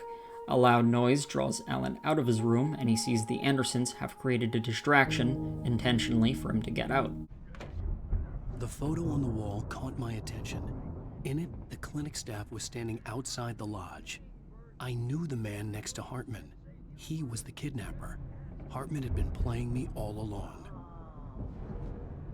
Now, Mrs. Wake, can you tell me about Alan's problems? He's more and more out of control all the time. The parties, he's so angry all the time. He's getting violent. Do you mean with you? No, not with me. No, never. Sometimes I almost wish Alan would take a swing at me, because at least that'd lead to a conversation he couldn't just march out of. But no. Alan doesn't really sleep. And the work, well, he's not writing at all. He sits there for hours and just gets more and more frustrated. And I can't talk to him. Yes. Tell me, Mrs. Wake. What would you say to him if he'd listen? I don't know. I want to say, I look at you, and it's not you. Just some stranger who resembles you. Looking out from behind your eyes. And I don't like that guy much. And now it's all gonna go to hell. But you don't ever say this. No. I've tried, but he's not listening. He's too deep in his own problems, always going on about something else. I'm so afraid I'm gonna lose him. And we're not even talking anymore. He doesn't let me in anymore. He just keeps me in the dark. I'm so alone here, even when he's home. Please help me, Doctor, because I'm at my wit's end. Well, if you can just get him here, I'll absolutely do my very best. Yeah, but Doctor, you need to be careful with him. He's not just going to listen to you and cooperate. He's the most stubborn man I've ever met. Well, I'll be sure to bear that in mind. Hearing her voice, what she was saying made me happy and sick and guilty all at once. Worst of all, I recognized the words. The phone call from her. It had been a cut-up of this. Just a recording. Rudolph Lane's case is interesting. He was completely blocked, and frankly, I was about to discard him as useless. However, once Wake arrived and started writing, something changed in Rudolph. He's producing extraordinary work, increasingly dark pieces. Unfortunately, he doesn't respond to direction at all, and it's my belief that he's not so much a creator as an illustrator, perhaps, a recorder of sorts. I hadn't considered the existence of such a role before, let alone its implications, but the paintings he has produced are informative. At least he's easily controlled and useful. I wish I could say the same about Wake. It's frustrating that the best subjects are always so damn difficult to deal with. Dr. Emil has what Alan has, and that's the manuscript in his office. So heading to Emil's office, he also finds Barry tried to get to Alan, but was assaulted by Hartman's goons and thrown into a closet. Barry also protects the most valuable thing in this whole game, Alan's cardboard cutout. What's with the cutout? I stole it from the diner to piss off Rose after what she did to us. That'll teach her. Yeah, that's a harsh punishment. Come on, pal, we gotta get going. Alan breaks into Hartman's office and grabs the pages, but Hartman appears and tries to convince Alan to stop. The dark presence bursts in and seemingly kills Emil, a reference to why Emil would have sounded like he was taken in the phone recording. Ah, well, it was worth a shot. Really, Wake, come on, let's work together on this. You have no idea. Hartman, shut up! Barry, get out of here. I'll catch up with you. Get a car. Oh, Al, let's just... Go! Wake, listen to me. This is a mistake. Don't you see? Together we can create something absolutely wonderful. With your ability and mine.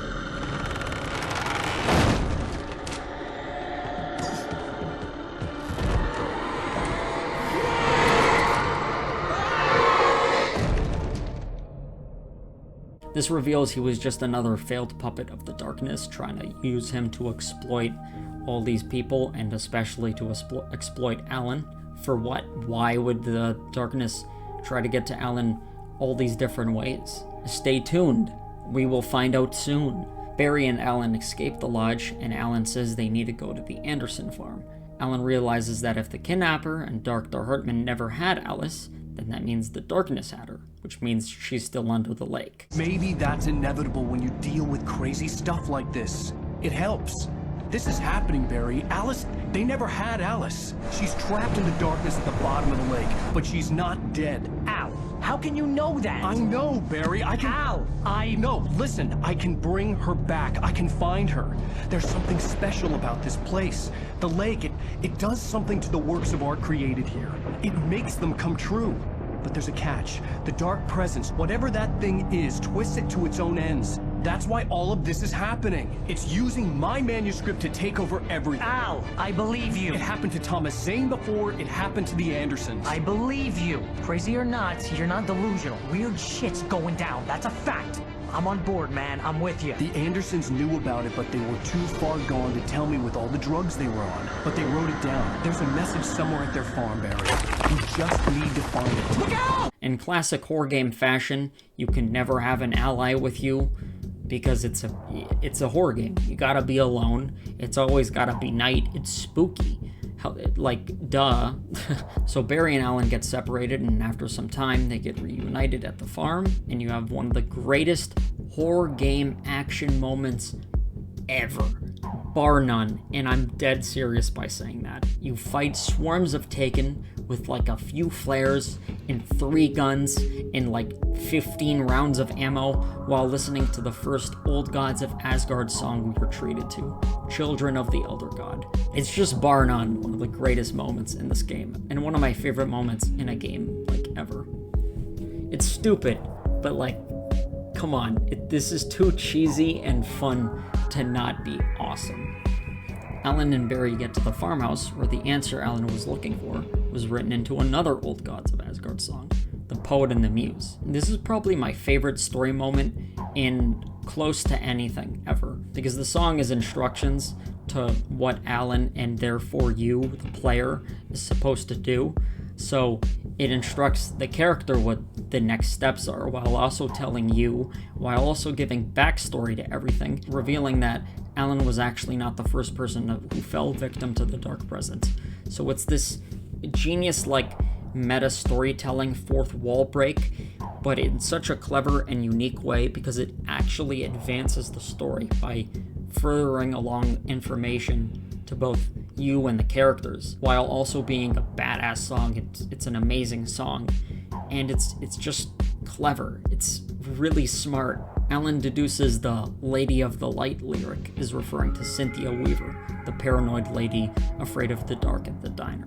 Since they have to wait for the next day, the two get drunk off of Anderson's moonshine, because when is it not a good time to get blasted? And sure enough, the moonshine reveals a suppressed memory from the week Alan is missing in his memory. Directly after Alice was taken, it shows that the dark presence actually tricked Alan into thinking Alice did drown and used his grief to manipulate him. Alice! Jagger had Alice, and so she had me. Alice!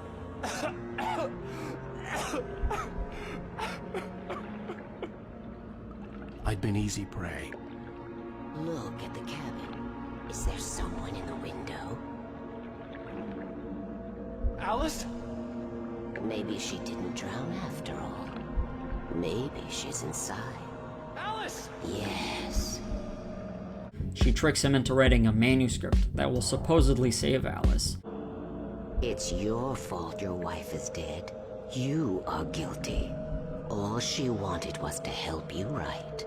You killed her. Oh, hush. There's still hope. Cauldron Lake is a special place. Here, you have the power to change things. She wanted you to write. I will tell you what to do. You can write her back. The story will come true, and all will be well again.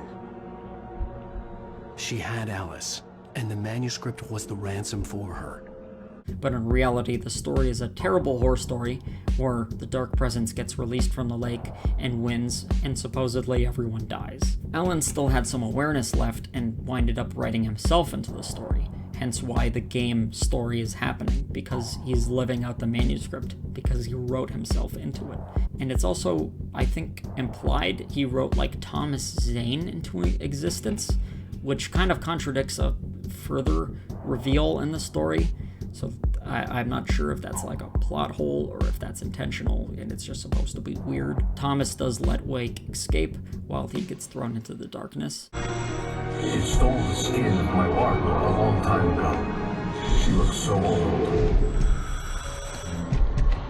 Alan loses control of the car, crashes, and that's how we ended up in episode 1. Alan wakes up and realizes everything is his fault, even if it was a little bit indirectly. And to make matters worse, Agent Nightingale has finally caught him, and the episode ends. I wrote it. It's my fault. That's right, James Joyce. It's your fault, and you're gonna pay for it. Fittingly enough, the episode ends on the Poet and the Muse song, because it is literally like the main song in the episode. The 5th episode is called The Clicker, referring to the clicker Alan told Alice about from his childhood. Alan wakes up in his cell, getting a vision about Cynthia guarding something. Someone will come for it when the time is right. Thomas said so. He wrote it. The key is insurance. It's my job to keep it safe. Safe in the light. Always in the light. I'm not gonna say what it is, but it's kind of obvious. Like, if you've just been paying attention to the story. Alan and Barry arise in their cell to Sheriff Breaker and Nightingale arguing. Nightingale says he has evidence to put Wake away. Wake gets hit by some weird darkness seizure, but Nightingale, being the dumb asshole he is, thinks it's just a trick for Alan to escape. This is the second best meta moment. It's still one of the best moments in the whole game and one of my all-time favorite scenes ever in anything. This is over my dead... Wait a minute. I know this. So Nightingale seems to die, and that scene only makes more sense if you pick up the page Nightingale had, which you actually can. And if you pick up the page and read it, it says that in the page, Nightingale picks up the page and then reads it, and then the same thing happens. If that's confusing, it's supposed to be, because the manuscript is referring to itself in the writing. And Nightingale recognized it, but it was too late. It's a genius way of, first of all, killing the asshole character, but also advancing the plot, because we see the darkness and the story literally catching up to Alan. It literally killed someone right next to him, because that's what he wrote in the manuscript, so that's what was supposed to happen. But he didn't know that. So it's just a genius meta moment where, like, the story acknowledges itself, but it's not just that. And I always appreciate stuff like that. Sarah gets the 2 out of the cell and everyone stalks up because, of course, it's night and they have to go see Cynthia, who's at the old power plant, and they need a helicopter. Sarah makes Barry stay there and gives him a list of names to call and presumably tell them about what's really been going on. Here's a list of people and phone numbers. I need you to call them and tell them you have a message from me. Night Springs, okay? They'll know what to do. Night Springs? Like the TV show? Gotcha. Oh, hey, that radio guy is on the list. Maine. Who's Frank Breaker? He related to you? My dad.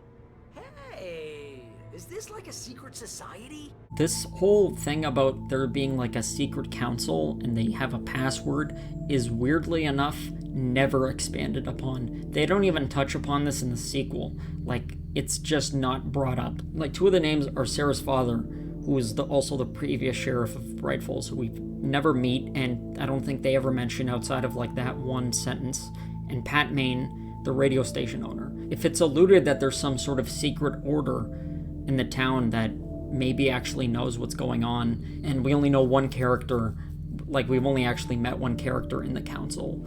I don't know why they didn't bring that back up.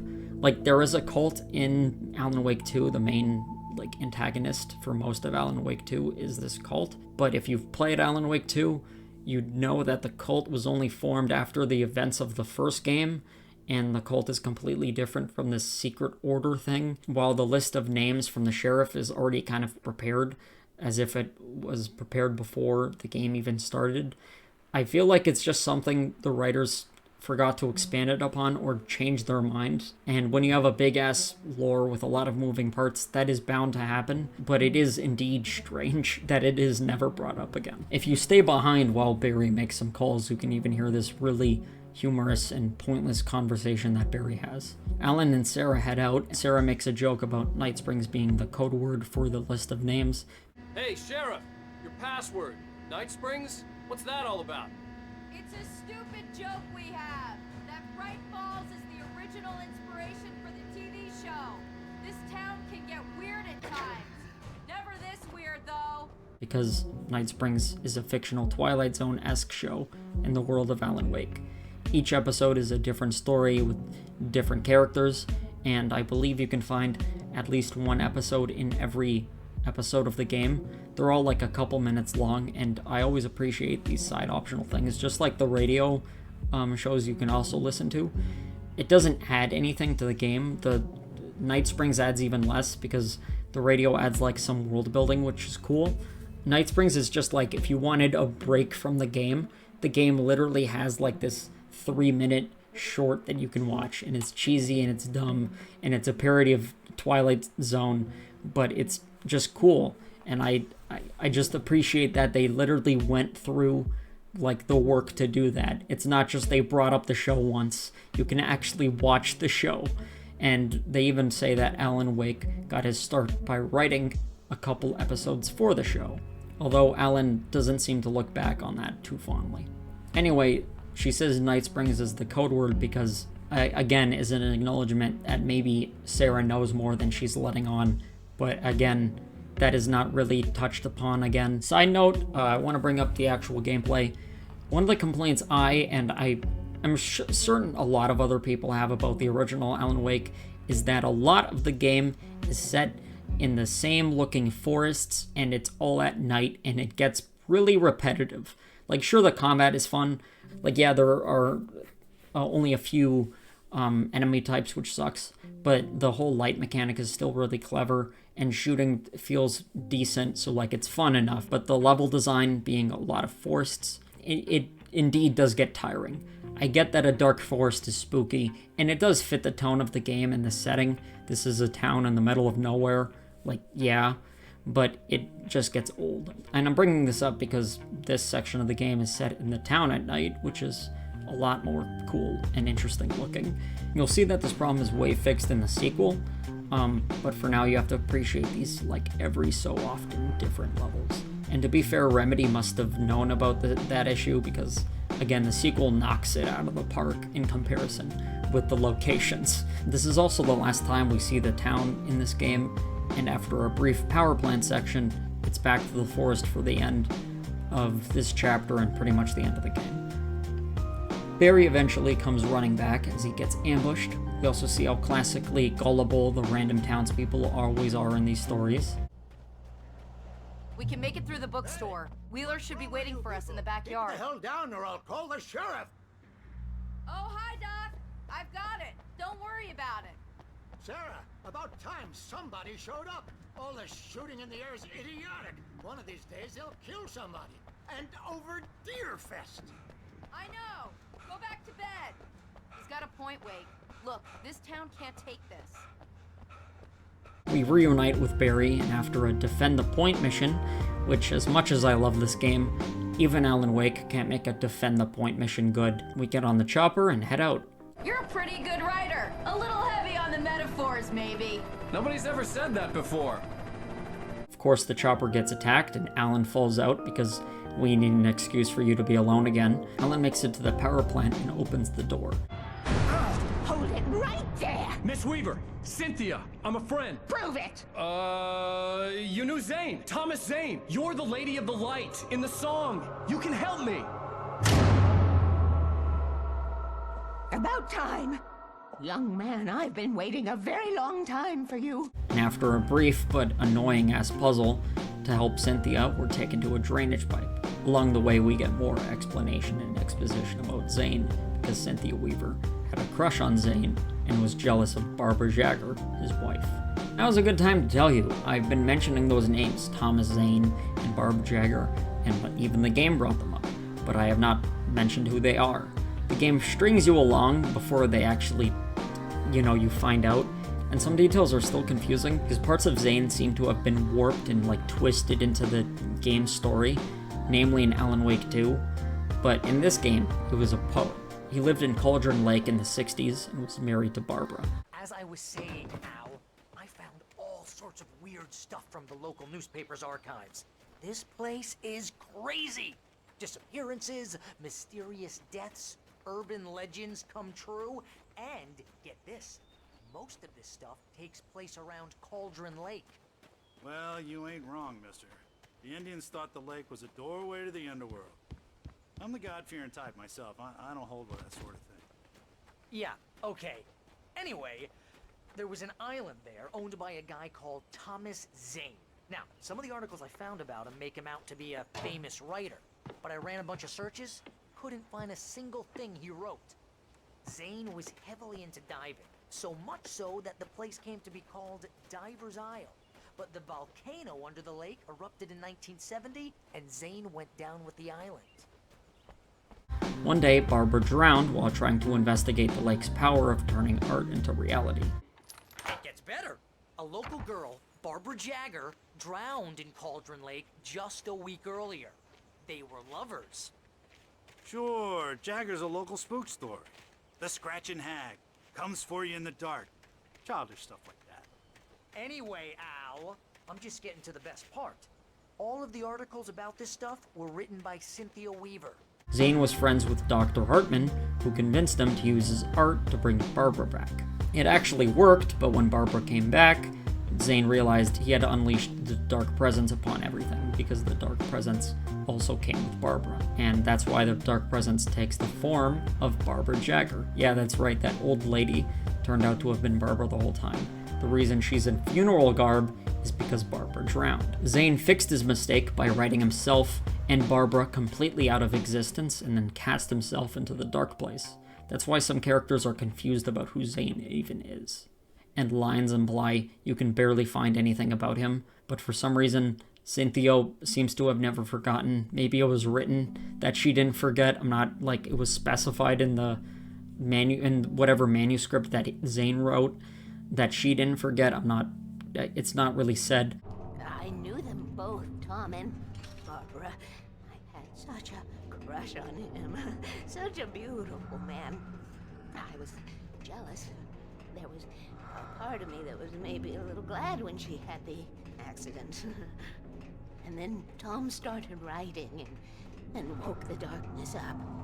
He tried to bring her back, but you can't do that. There are no free rides like that. I'm starting to realize that. In that case, young man, perhaps you're a smarter man than Tom was. The witch looked like her, but it wasn't. Barbara was sweet. He didn't understand until it was too late. He tried to undo it, wrote himself, her, everything he'd ever written out of the world. Oh, he was so famous. And afterward, no one knew. Oh, Tom. He left only one thing behind in my care, in case it happened again. Insurance. He trusted me. Or perhaps used me a little. Tom knew how I felt. Knew I wouldn't refuse him. I built the well-lit room and brought it there. It's been waiting for you. We are characters trapped in a story you have written, and none of us will survive to see the end of it if the darkness isn't stopped. She'll twist the story to her own dark ends. How do you know all this? Tom, that's the way he wrote it. He still talks to me, in television, from beyond, from below. We have both been touched by the darkness, young man. He saved us both with light. The darkness stays with you. He's a stain. Cynthia is bringing Alan to something called the well-lit room. While getting there, Alan gets a call from Barry, which is cut short by an explosion.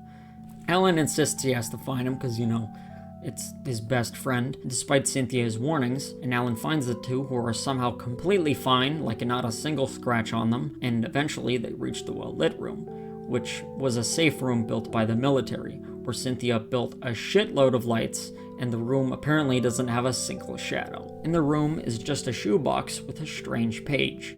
The page was autobiographical, a memory from my childhood. But I didn't write this. It was a page written by Thomas Zane. None of them were supposed to exist anymore. Alan, 7 years old, would fight sleep to the bitter end. When he did sleep, he soon woke up, screaming, the nightmares fresh in his mind.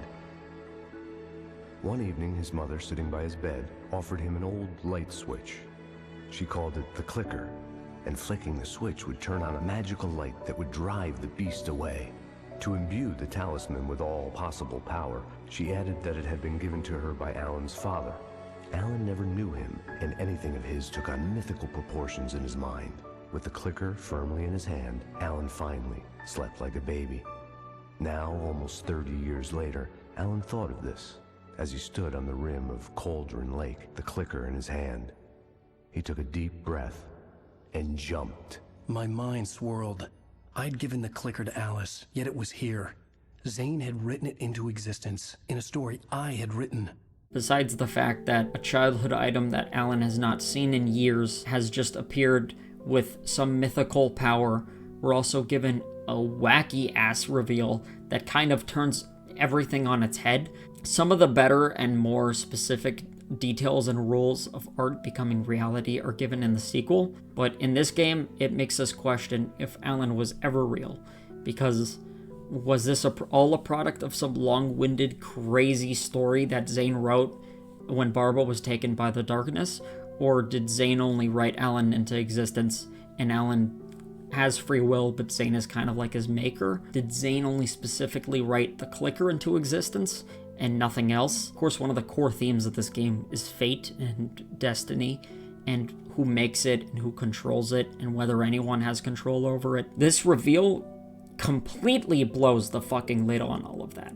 It's even weirder that Alan doesn't dwell on it much. Like, I know he's got some old bitch to kill, and he's gotta, save his wife, but like, not even a small existential crisis that maybe his whole life was written on several pages.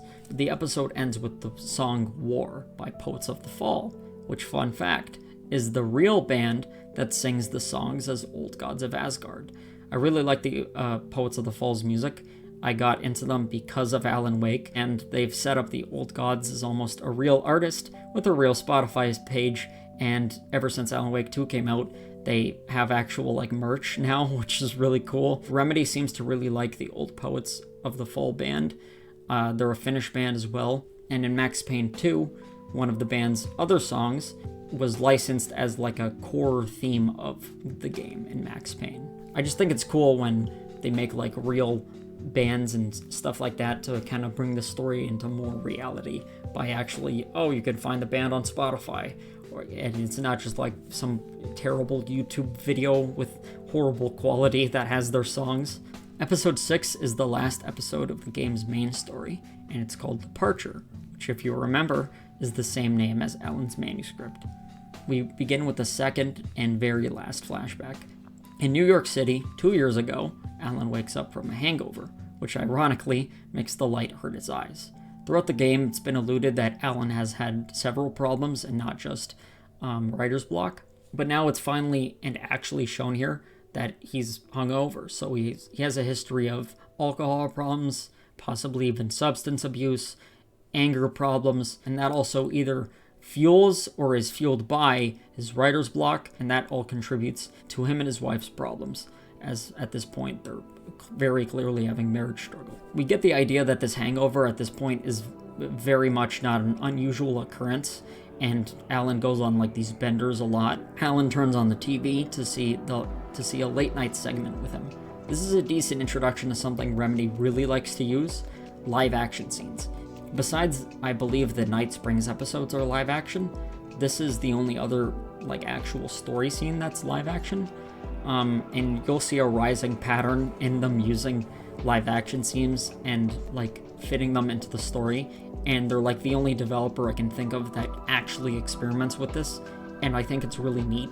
I mean, as I already mentioned too many times before, I'm a film student. So seeing them actually be able to like create a set and get actors and film something and incorporate it well into this game, so well that sometimes I didn't even realize it would be live action, I think is just really cool. And again, I don't know of anybody else doing something like that.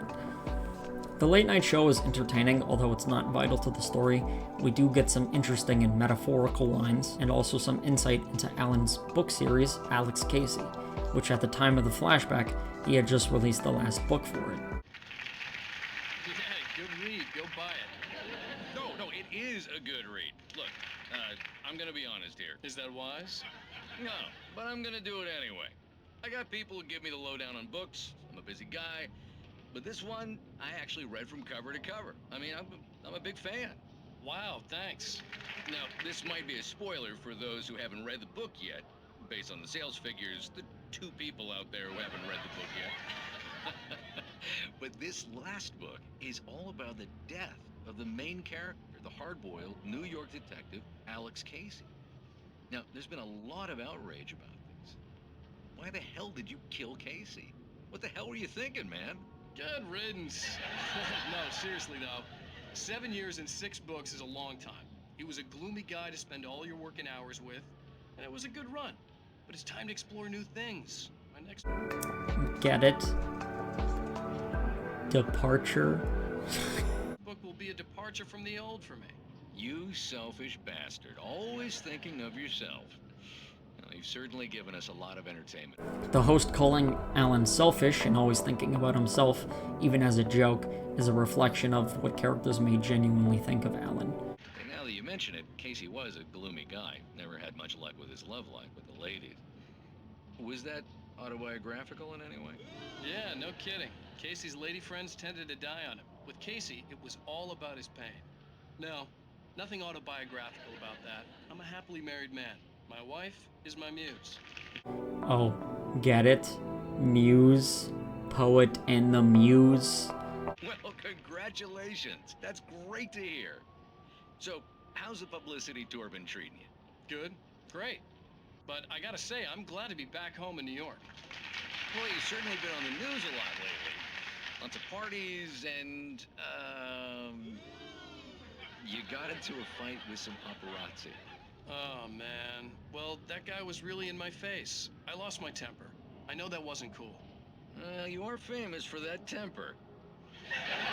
Well, I did also write several books. Well, your latest novel is... Sam Lake also makes a cameo in this. You probably know it because it's not an uncommon fact, but he's essentially the head writer and director and head creative of Remedy's games, and the face that he does is a callback to Max Payne, which he also wrote and directed. And it's also a reference because Max Payne literally uses Sam Lake's face, like, as the model. The first 2 games is straight up just Sam Lake's face in the game. And he does the classic shit-eating grin. It's just a funny cameo. They also showed out Poets of the Fall. Obviously, respect. Alice arrives back, and the 2 talk about Ellen's party bender. What? Now you can't even talk to me? Well, this morning I was angry because you said you'd be home at midnight and you showed up at 7 a.m. and passed out in mid-sentence. Now I'm over it. Are you angry? This goddamn tour. It's gotten out of hand. Oh, honey. It's almost over, right? We can get back to normal. Then you can start writing again. I'm sorry, honey. Alan, you're not thinking straight. Just take a shower and go back to bed, huh? Yeah, you're right, honey. I'm sorry. Once this is over, let's go away together. A vacation. Just you and me. Some peace and quiet.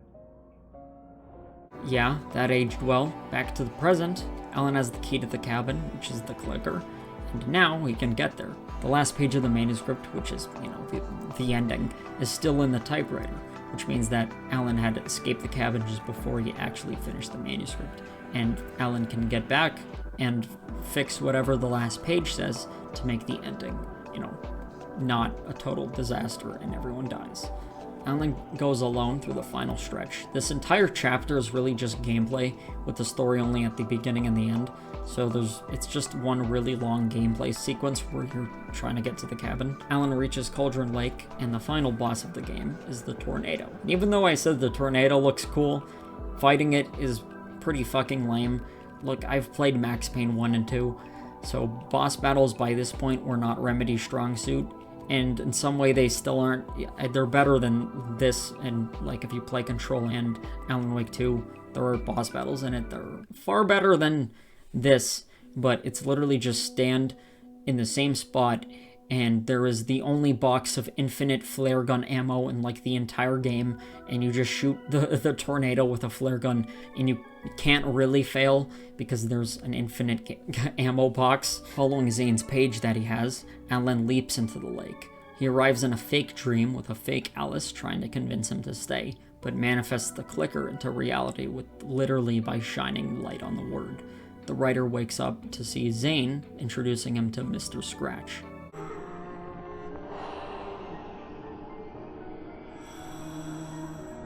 You must find your way to the cabin. It stands in your way. It won't let you pass. It has no heart. It's filled with darkness. You must fill its heart with light.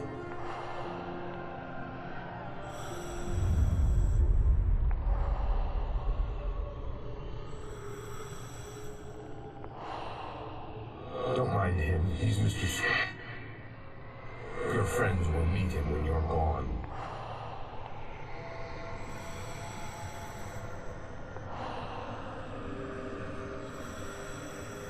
Use the clicker.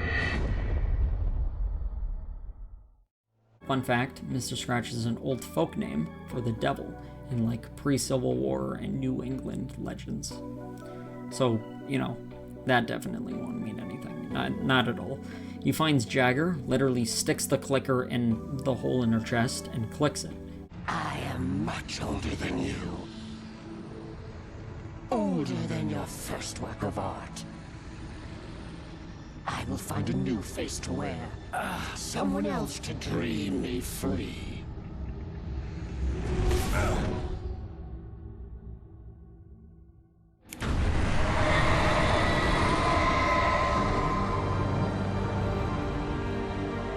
Destroying Jagger, but not completely killing the darkness. Alan says that the ending has to be balanced, so if Alice were to be saved, that means Alan has to sacrifice himself. There's light and there's darkness. Cause and effect. There's guilt and there's atonement. But the scales always need to balance. Everything has a price. That's where Zane had gone wrong. There's a long journey through the night back into the light. And stay in the dark place for the sake of saving her. While Alice is saved, Deerfest happens, and we get one of the greatest closing lines ever put on a page. This is so hard.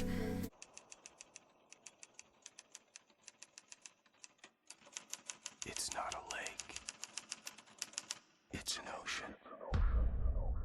I've always perceived that as Alan realizing the darkness is much bigger and more powerful and more present than he and the player ever thought while playing the game. And of course he realizes that while he's literally in the dark place, like in the lake, and that is the end of the game.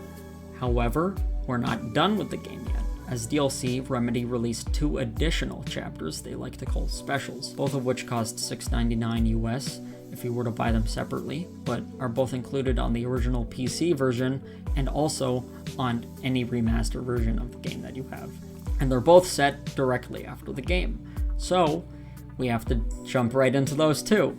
The first episode, released on July 27, 2010, is called The Signal. It picks up directly when the main game finished, with Alan in the dark place. After the completion of any difficult undertaking, there are mixed emotions. Accomplishment and relief. Sadness, depression. For a while, everything was about the work. Like an illness, it consumed you, changed you. You locked yourself away from the world to do it, and now you need to recover. Learn to live without it. Find a way to crack open the door and let the light back in. He relives a twisted, like, deja vu kind of scene that is the diner scene from the very beginning, with enough things just out of place to have that, like, disturbing uncanniness. Try the coffee.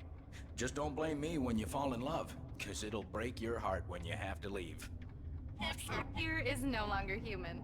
Nothing but black coffee under a thin layer of skin. Oh, that's what I'm talking about, yes! This is it. I've died and gone to hell. Alan doesn't remember where he was just before this, but somehow knows to go to the back of the diner, where he meets Zane, who helps him, playing a video of Alan struggling with reality to help him out. Listen to me. Go no deeper. What? Focus. You're losing yourself. I will try to help the best I can, but it's up to you. Find a better point of contact. What do you mean? I cannot hear you. Please, you're the one making all this happen. Concentrate. This is what's happening. Nightmares. Too deep. Can't take the pressure. It's too much. Suddenly, Wake found himself face to face with himself. At the sight of myself, the dream suddenly became lucid. The dark place. That's where I was. I didn't understand Zane's message, and knowing where I was didn't fix anything. Something had gone wrong after I had finished departure. Leaving the diner, nighttime has suddenly fallen and TVs are scattered, with an ominous message for Alan from Alan. The diner had become deserted. Then the door was smashed off its hinges and Wake had to fight for his life. Later on, the events the message described will happen pretty much exactly. Leaving the diner, he finds himself back in the forest.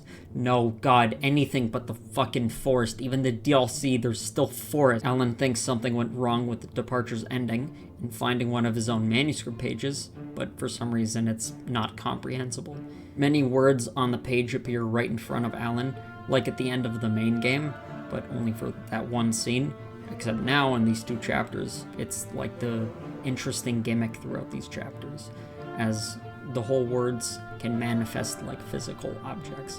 Shining his light on the word phone, he manifests a phone, and picking it up, Zane gives Alan his first clear goal. Hello? I'm trying to reach you. Can you hear me? Can you hear me now? Yes. Listen, I can help you, but you're drifting deeper. I can't reach you. You must come to me. I can't maintain the connection. Use the words. Follow the signal. It made no sense for the GPS system to work. I doubted any satellite was in range here.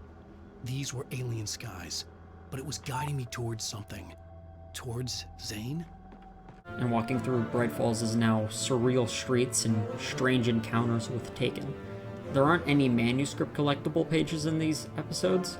In fact, all of the pages are purely just to progress the story, so there's no like collectibles for these two. So remember that criticism I had with the repetitive force levels in just this game? Well, they have kind of fixed that fairly quick, since both of these chapters are essentially set in Alan's head in the dark place, so you know shit is obviously not gonna be normal.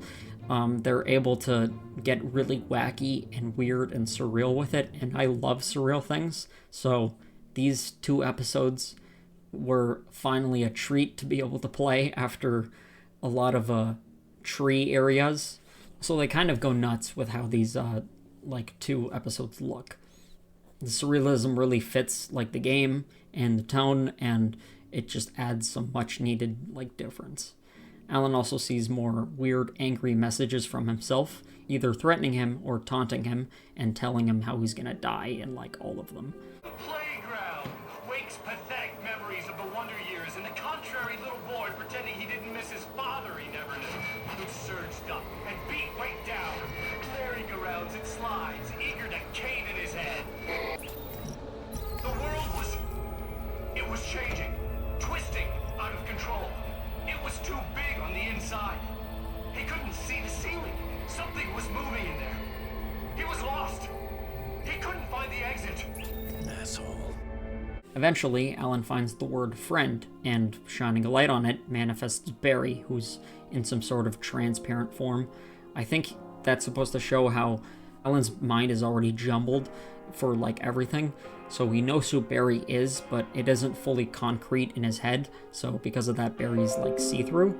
Barry's personality, or more likely Alan's perception of Barry's personality, also comes with him. Barry? Hey, bestseller! Looking good! You're not real.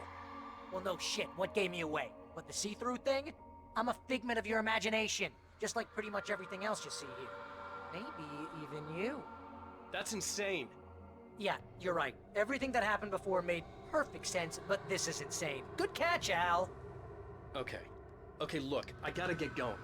The GPS... GPS, yeah, I know. Follow the signal. Got it.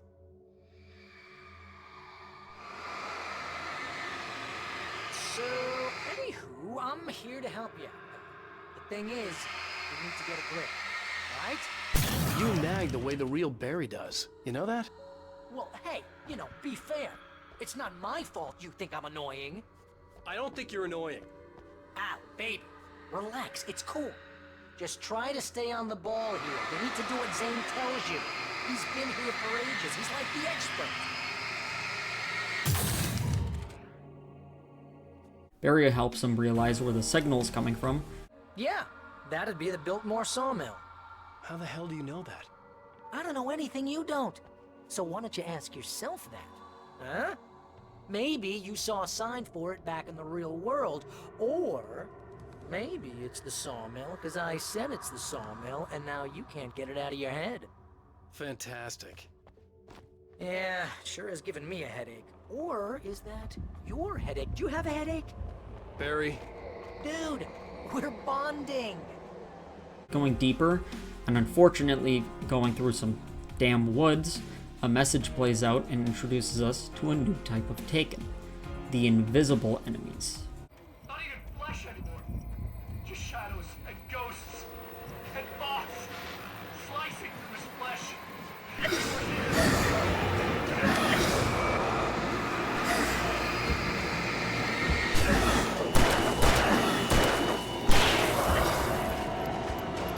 Again, I do appreciate that it does change something up, even if it's in these 2 DLC chapters, but still.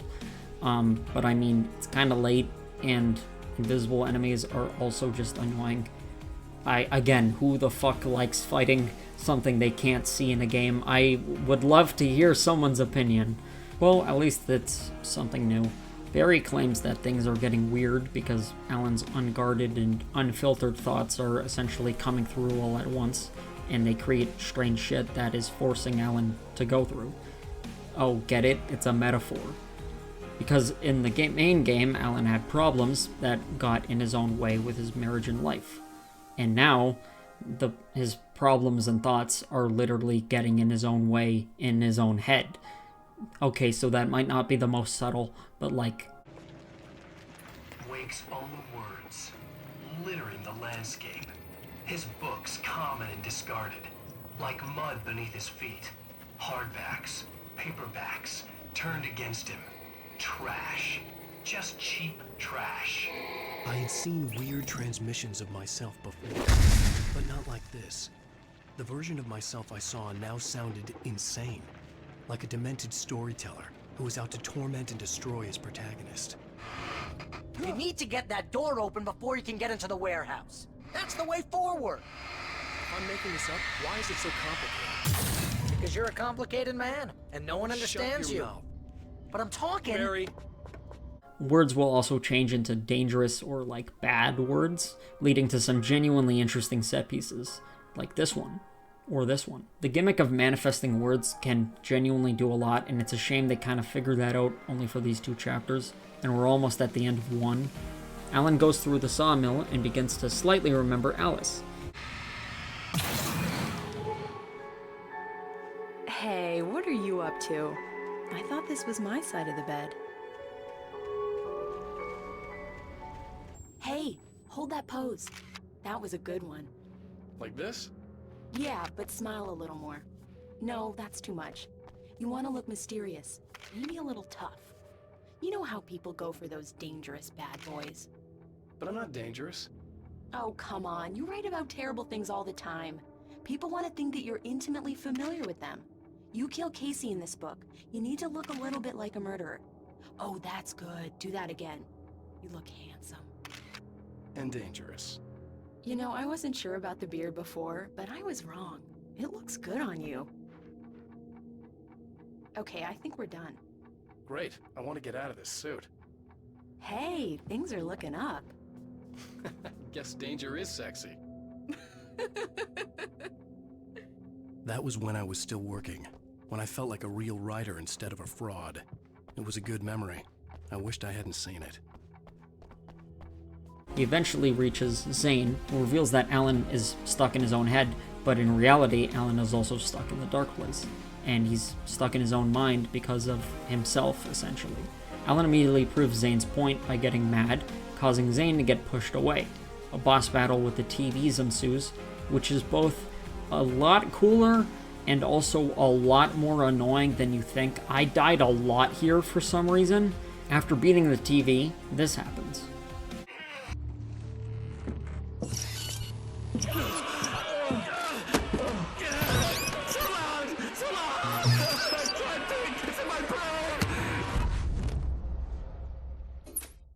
Awaking, a brief scene with Dr. Hartman is played. Oh, get it. It's all in his head. But it quickly transitions back into the cauldron-like cabin. Alan begins to get manic and spirals into like a fit of insanity, and the chapter ends. The ending song in this chapter is No, I Don't Remember by Anna Turnheim. I honestly don't know like if the song's good or not. I haven't heard it since I played the episode, and it's not on my playlist, unlike most of the other songs from the main game. The second and last special DLC episode is called The Writer, released on October 12th, 2010. Alan sees Dr. Hartman try to give him something, but it then shifts to Barry, before suddenly finding himself stuck behind a fence with Barry on the other side, telling Al to get to him. It's kind of weird that it doesn't pick up right where the last episode ended. I mean, it's not clear if any time has passed. Again, it's supposed to be surreal and strange, but it's just, you know, some clarity would have been nice. After going through yet another hedge maze, because every horror game needs at least 2 hedge maze sequences, obviously, Alan and Barry meet again and sees Zane's light at the lodge. Alan goes forward, but is ambushed, and a distorted version of one of the old God songs is played.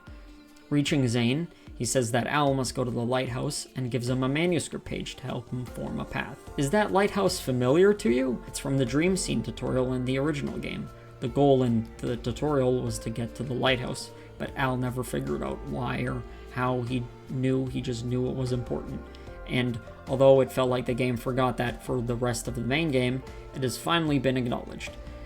7 chapters later, it goes across narrow paths, a rotating house, which by the way is cool as hell and looks like some Inception shit, but the tornado also makes an appearance, and a Ferris wheel where all the cars are random distorted rooms from Alan's memory, which is so fucking cool, but unfortunately is short-lived. For some reason this was really annoying to navigate. I just remember it taking like way too long. Maybe I'm just dumb. Alan winds up at the gas station. Not something I particularly wanted to see, but obviously I wasn't the one in the driver's seat. Another memory made real. Blake would never make it. The insanity he was facing was already a part of it, in him. His own doing. He couldn't possibly win. He didn't even want to. Alan meets Zane and is told that he, as in the player Alan, is the part of Alan that doesn't want to give up. The real Alan is still stuck at the bottom of the lake and is alone and going insane, which makes sense because, again, this is all in Alan's weird head.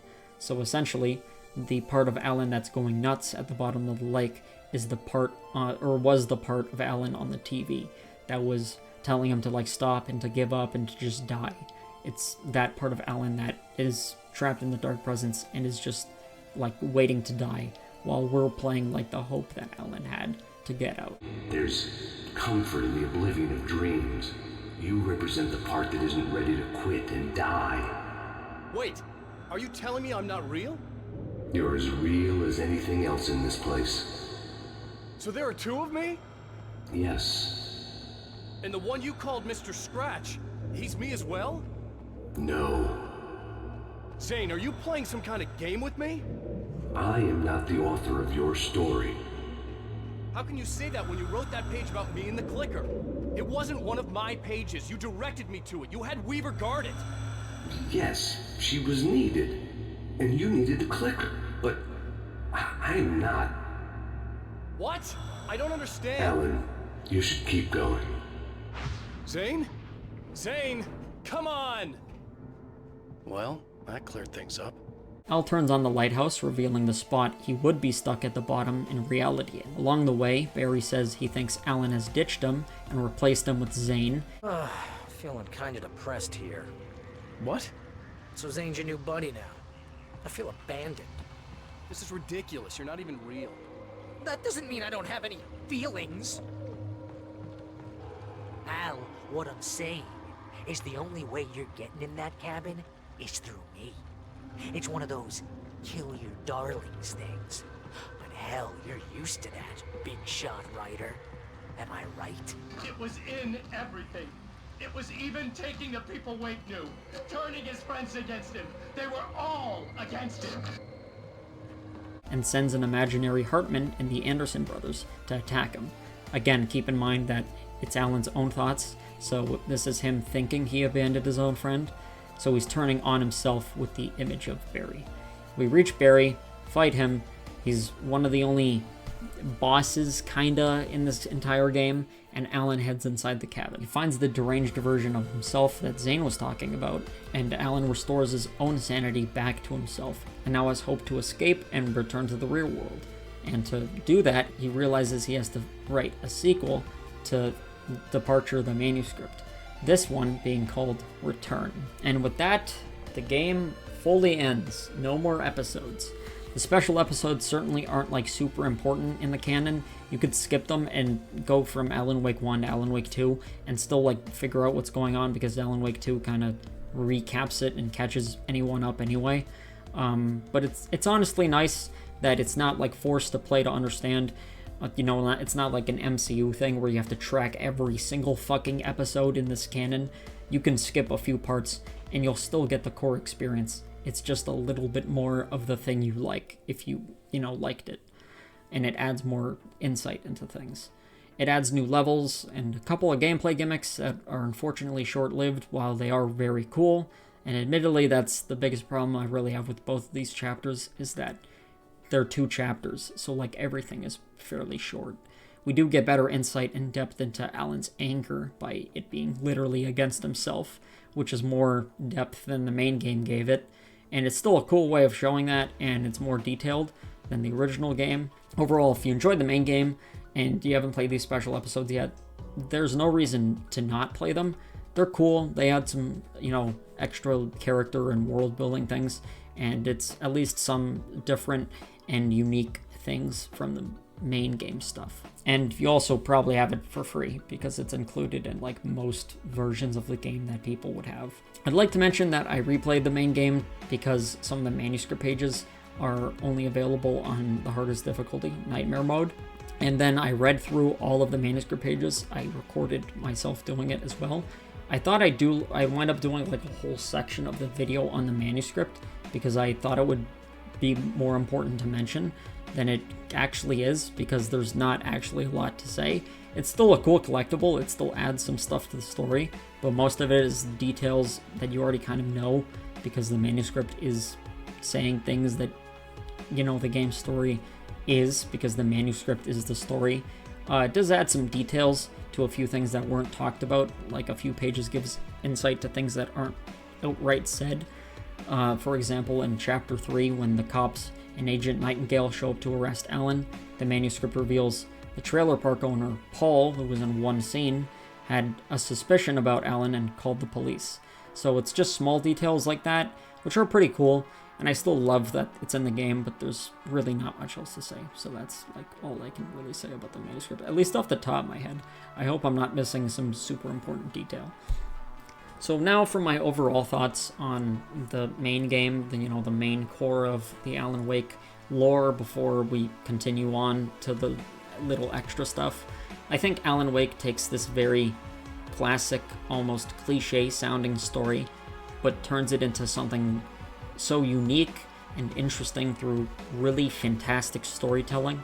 The combination of the meta aspects of how the stories are formatted and how the character becomes more and more aware that he is in a story, but then gets existential with him being within another grander story, and it brings this unique talk about destiny and fate that I've seen no other thing that does destiny or fate do quite like this. And, going into what Alan can and can't control, and the grander picture, what we can and can't control in our lives, and if we do have control or if there's some other bigger force that has control. The manuscript or that song by the Old Gods of Asgard just further adds to this feeling of realism and like immersion to the narrative. While not being the only things that are in there, the setting is great. I mean, besides the forests, as I mentioned before, I have a problem with those, but the actual use of this typical cliche-looking town where nothing unusual ever happens, like Twin Peaks or every single Stephen King story, and other aspects like the fact that the antagonist is literally called the Dark Presence. The story and the game is very clearly aware of all these like cliches and tropes, but it plays upon them in the right ways. Vague, powerful, unknown entity, middle of fucking nowhere town, and main character is a troubled guy who's kind of an asshole, and wife/girlfriend/someone important to him gets kidnapped. It literally acknowledges that you've seen all these things before.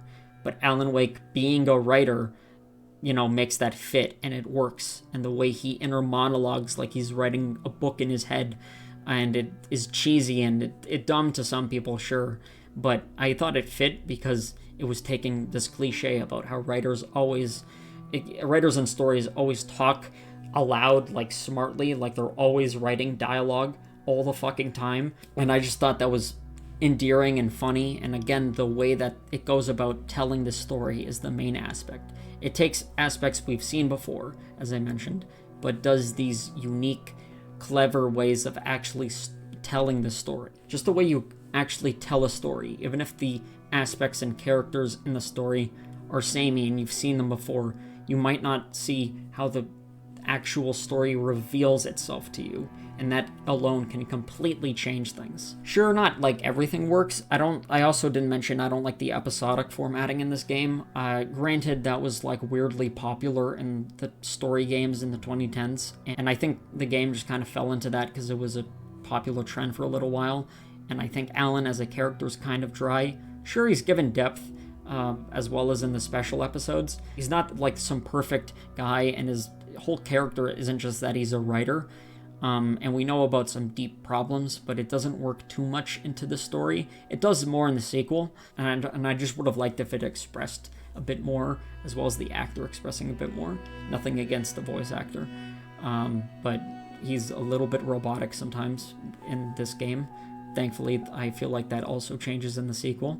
I could have also liked getting a bit more specific in the rules or aspects of the sort of vague supernatural powers or entities, how art becomes reality, is given a few, boundaries, but as I've pointed out several times through recapping the story, there are some weird things that are either plot holes that the writers forgot about, because it's possible that did happen, or just things they know are there but they didn't fully expand upon, so it just winds up coming across as confusing. For what it is, Alan Wake 1 is still great with all these things. Despite its flaws, it's of course not perfect, but I still love the game. I think the gameplay at its core is great. Sure, it's simple, but it's fun. You don't have to manage much in the game, just your ammo, guns, and light sources, and health, but that works well.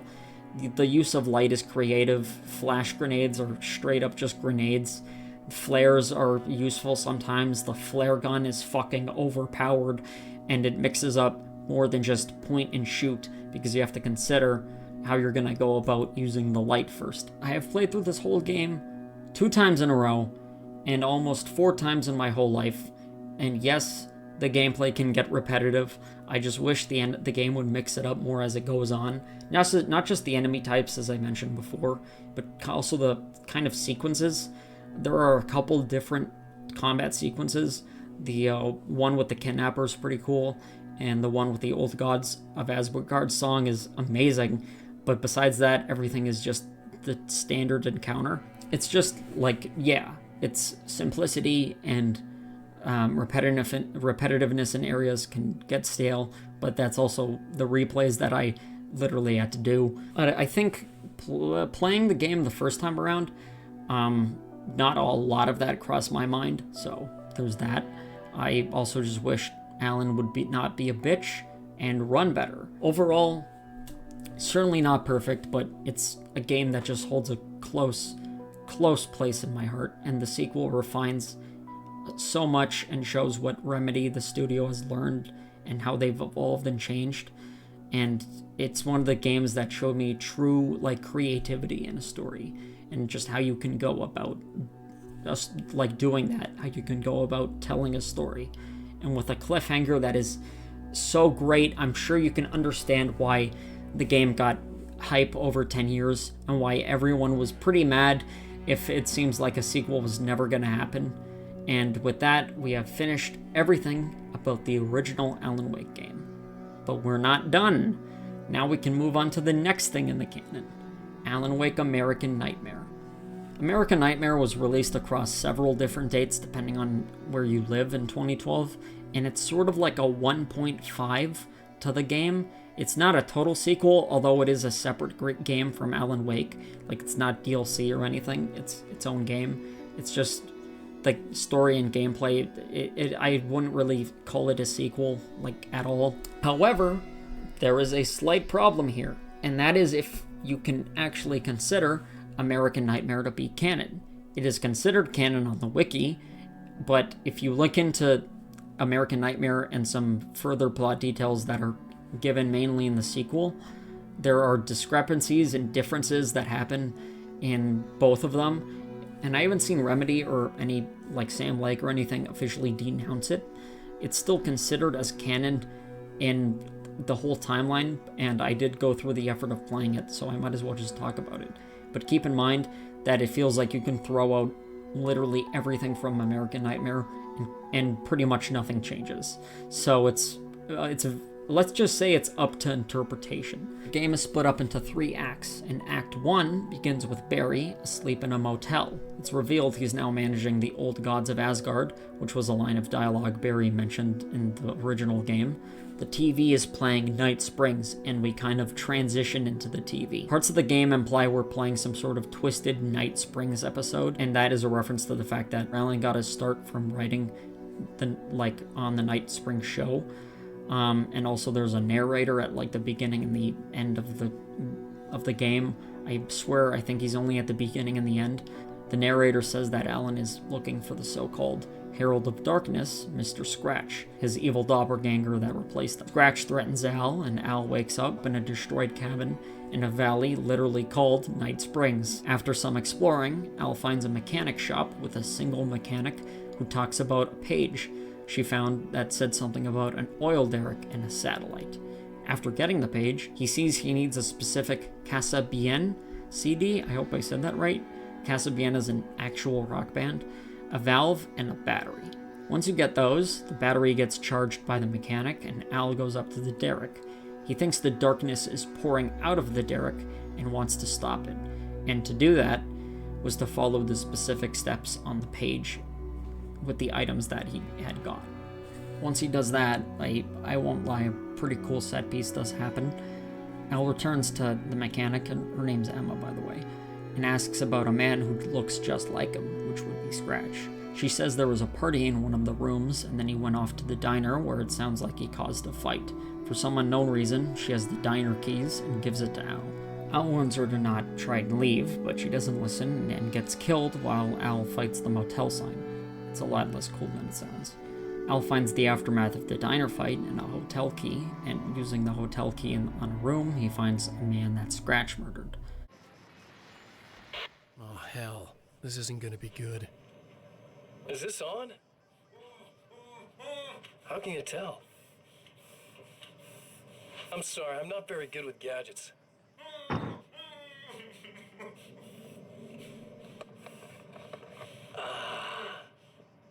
That's more like it.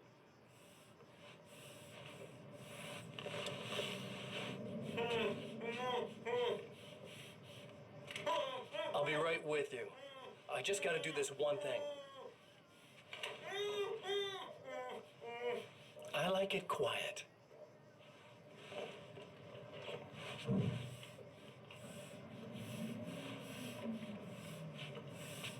I bet you're wondering why this is happening. Why am I doing all this? Why am I so hell-bent on ruining your life? You're cramping my style. You've got money, fame, everything you could want. But you don't know what to do with it. I do. I'm getting all the things you never had the balls to go for. Having more fun, too.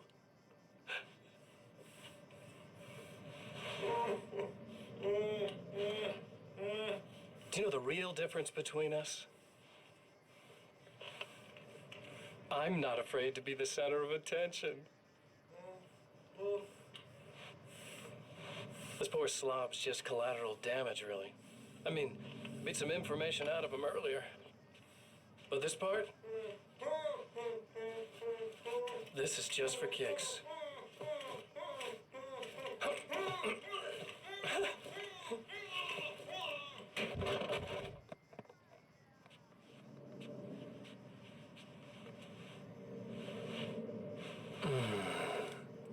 So quiet. Al finds the observatory keys in the room, and following the page goes there next. Trying to get in, he's told off because he apparently caused some trouble, but Al proves it wasn't actually him and is let in. He meets Dr. Rachel Meadows. Doctor, the man who looked like me, what did he want here? There's a strange astronomical event happening right now. Oh fuck, it's not the eclipse, is it? Al says he's here for the signal, and not that signal. It's called the signal, but it's a different thing than the DLC episode. But Scratch was also here for it. But since he couldn't understand the signal, he had broken the machine out of anger. Al has to help fix the telescope. We do a bit of pest control, and then gets the part for the telescope. Rachel explains the signal seems intentional, like it's almost meant for him, but Al only gets a part of the signal. The signal kind of seems like a map, and it points him to the drive-in theater. Going there, he meets another woman, trying to seduce him. Literally me. Al is literally me, guys. This just happens everywhere I go, I'm telling you. It turns out she's actually becoming one of the Taken, and to remove the darkness in her head, Al has to turn on the power. He encounters Scratch yet again. Scratch makes some elementary school level threats, and then turns on the power. The woman is a lot less horny now, and her name is Serena. She says Scratch was trying to get into the projector room, and we get the code to the room. And we do in the room what is specified on the signal page.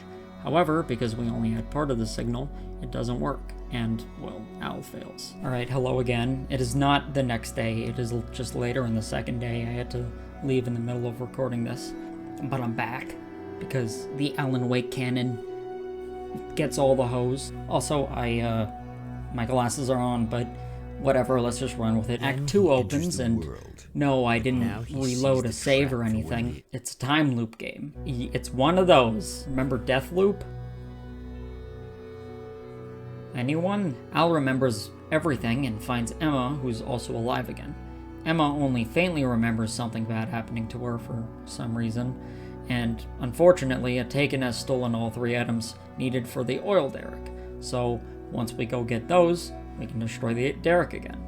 He runs back to Emma to stop her from dying and actually does save her, and for some reason she has the keys to the motel room instead of the keys to the diner. The room is the one with the murdered guy in it, so Al doesn't have to go back to the diner. This part I actually like. Despite Emma being told to not be an idiot and stay inside with the lights on, this still happens.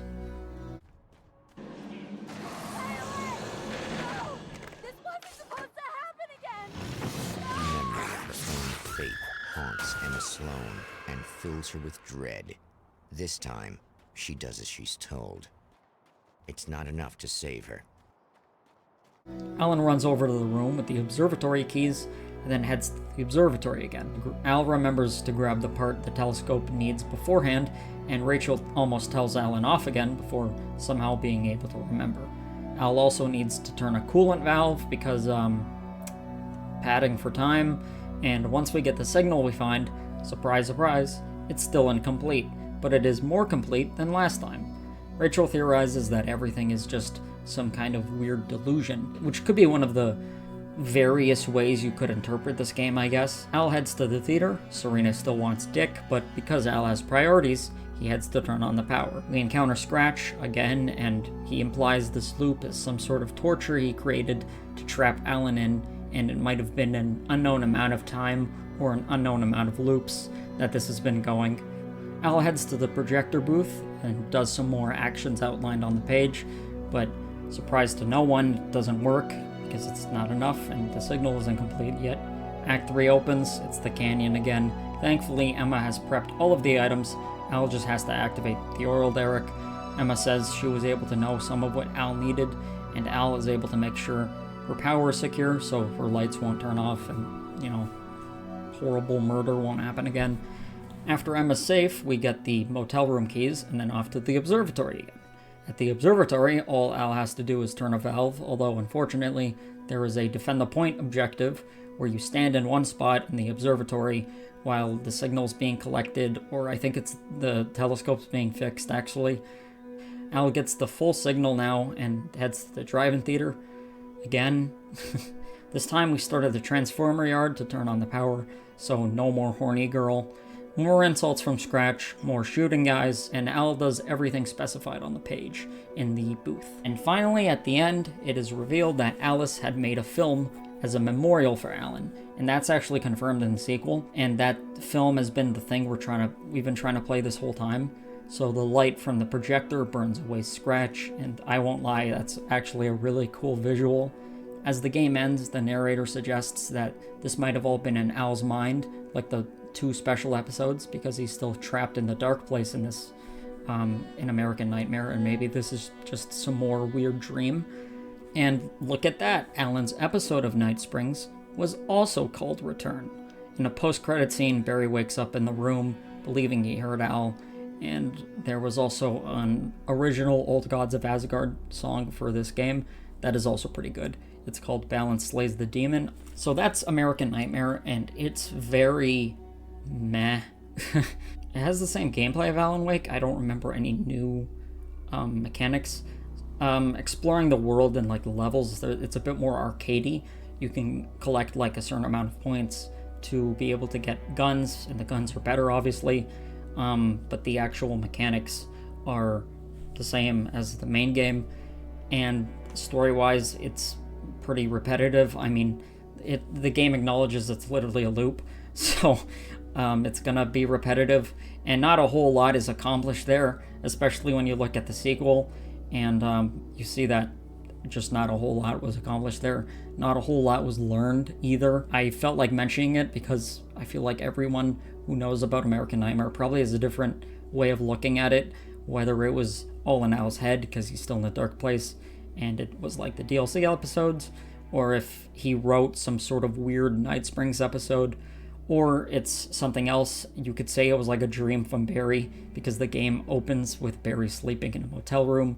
I would hate I hate the idea that it is a dream. Nobody likes those endings, but I feel like you can kind of make some sort of case for all of those probably, and it seems like no one really brings up this game at all, so we won't know, but no one seems to care too much, and they've acknowledged some of the details like Mr. Scratch and what Barry's doing and Alice in Alan Wake 2.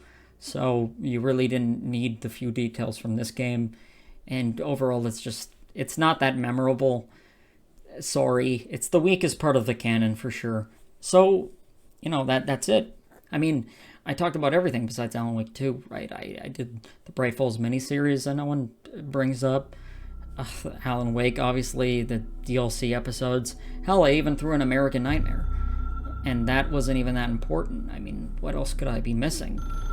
I have to be done, right?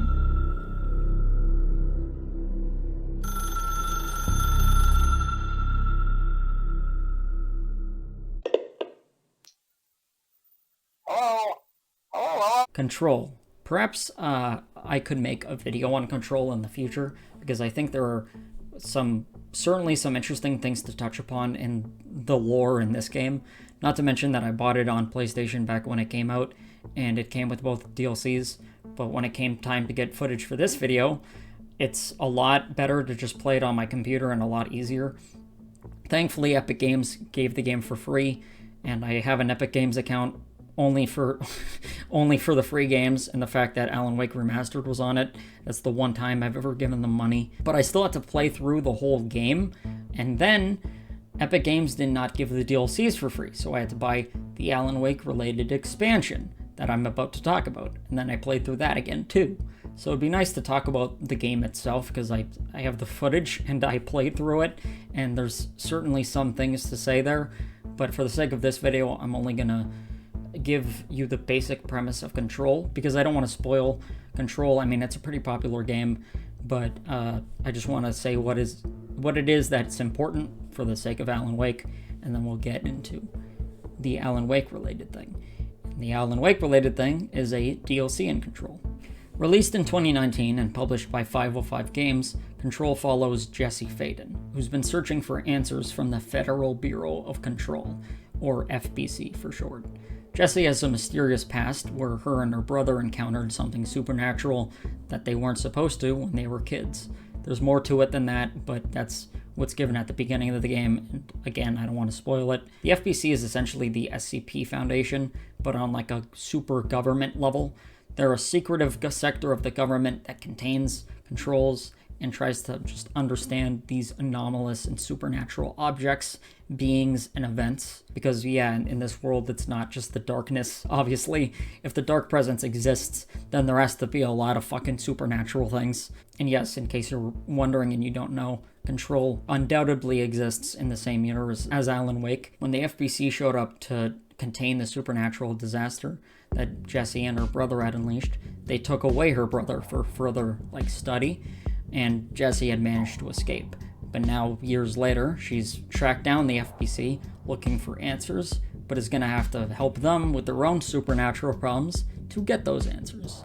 And that is all the main game context I will give. Jessie can use and control supernatural objects that have powers, called objects of power, and also has a gun called the service weapon, which is its own object of power. The main game itself actually has plenty of references to Alan Wake. Being an institution that's supposed to track supernatural shit, it wouldn't make sense if they didn't have documents outlining their own research and studies on the Bright Falls incident. So of course, through the game's interesting collectibles, you can find many documents and reports saying their study on Bright Falls and the Dark Presence, which they call the Shadow, I believe. Oh, the sudden stop hits theaters tonight. Can't believe I'm missing an Alex Casey movie for this. They reference some of the characters in Alan Wake as well, and without spoiling it, there's an amazing reference to the old gods of Asgard that actually plays into something in the story, but I don't want to give that away in case you haven't played Control. It's something you need to experience yourself anyway. It's so fucking good. So in the main game itself, there is already plenty that definitely refers to just Alan Wake as a whole. But besides those collectibles, Control has its own story that is separate from Alan Wake. The Control AWE DLC was released on August 27th, 2022, and is considered to serve as the official prelude to Alan Wake 2. The title stands for Altered World Event, which is an acronym the FBC uses for supernatural events that affect, obviously, whole areas of, places for extended periods of time. And the title refers to how the events of the Alan Wake games is considered an AWE in the Bureau. Anyway, enough setup. Let's jump into this video's final Alan Wake part. If you have the DLC, the only way to start the DLC's quest line is by completing the 7th main campaign mission in Control, called Face of the Enemy. Once you do that and you walk towards the elevator, which is what brings you around to the main floors in the game, you'll hear a very familiar voice. Darkness engulfed the elevator. There was something there, reaching for her, trying to make her act. It was a distress call. Faden sensed a drowning man, a hunger in the dark. Investigation sector. Investigation sector, huh? Alan Wake jump scare.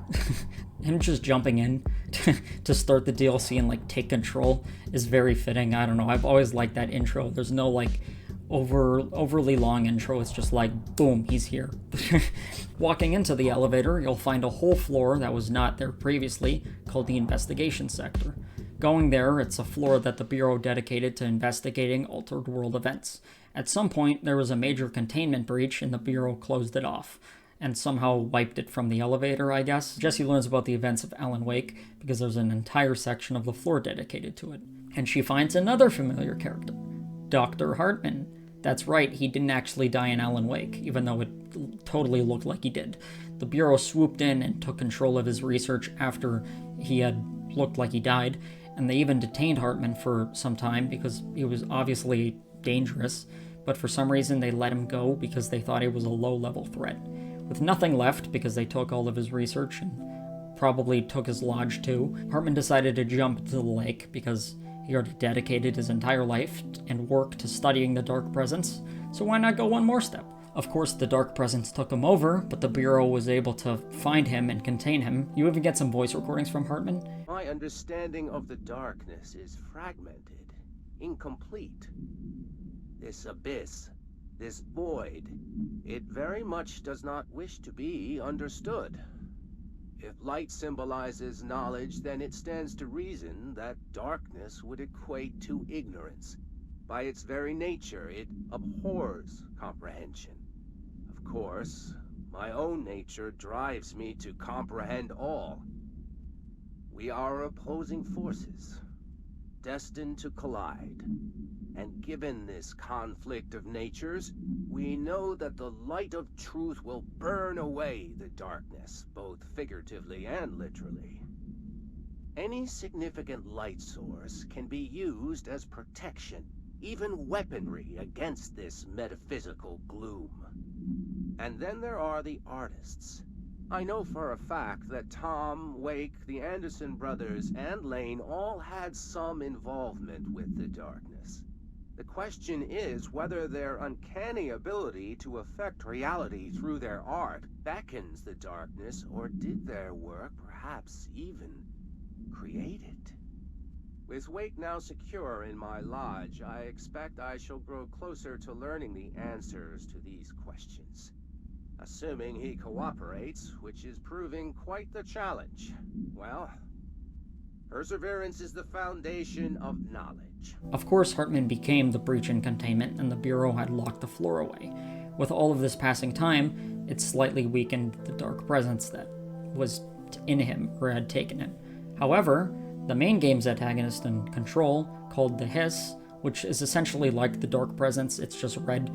You know, it can possess people, it can possess objects, it tries to take over the building. That's all you really need to know about it. The Hiss had infiltrated the whole Bureau and managed to get into the investigation sector. The Hiss took over the slightly weakened, taken Hartman, and the Hiss and Dark Presence had combined to this fucking monstrosity. If there's one, why not another? The darkness inside the thing could have been immune, could have resisted, fought, could have been passed by, passed through with no effect. But it didn't, and it wasn't.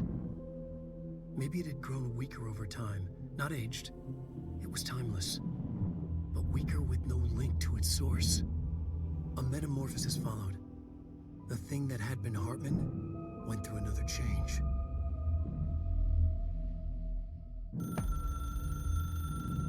The resonance carves its way through the thing that had been Hartman, vibrating, remolding. The sound changes the darkness, and the darkness changes the sound. They both changed what remained of Hartman. They all turned into something else. A third thing. The sound made darker. The darkness made louder. Hartman was stretched.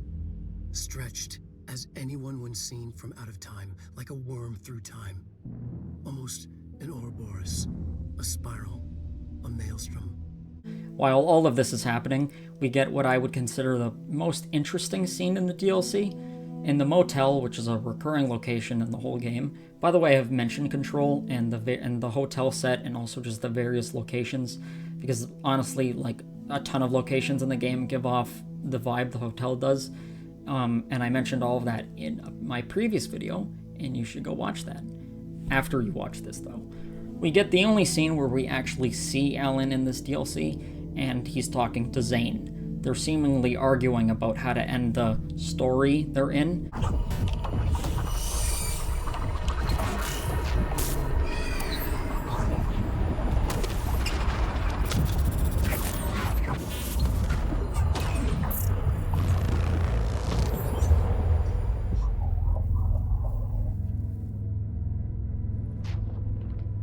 Who are you?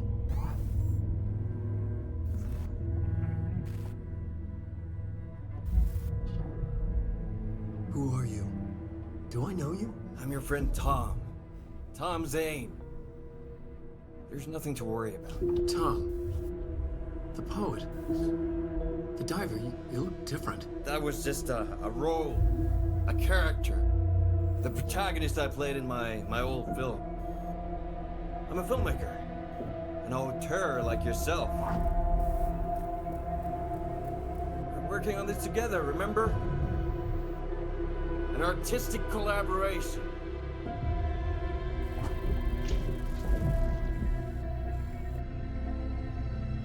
You need a drink.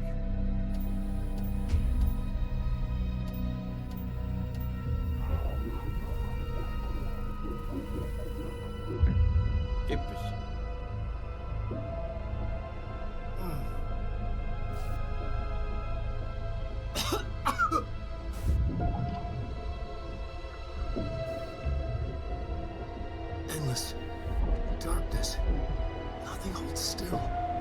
But we're very close now. You've been writing. I found a way to escape. It'll work this time. Writing? You found a way! No. I don't... Wait. There's something. It's my double. He's out there. I've seen him. Yeah. Nothing to worry about. I'm dealing with it. It's fine, my friend. Let me handle him. You've met him? What the hell? Now, come on. You misunderstand me.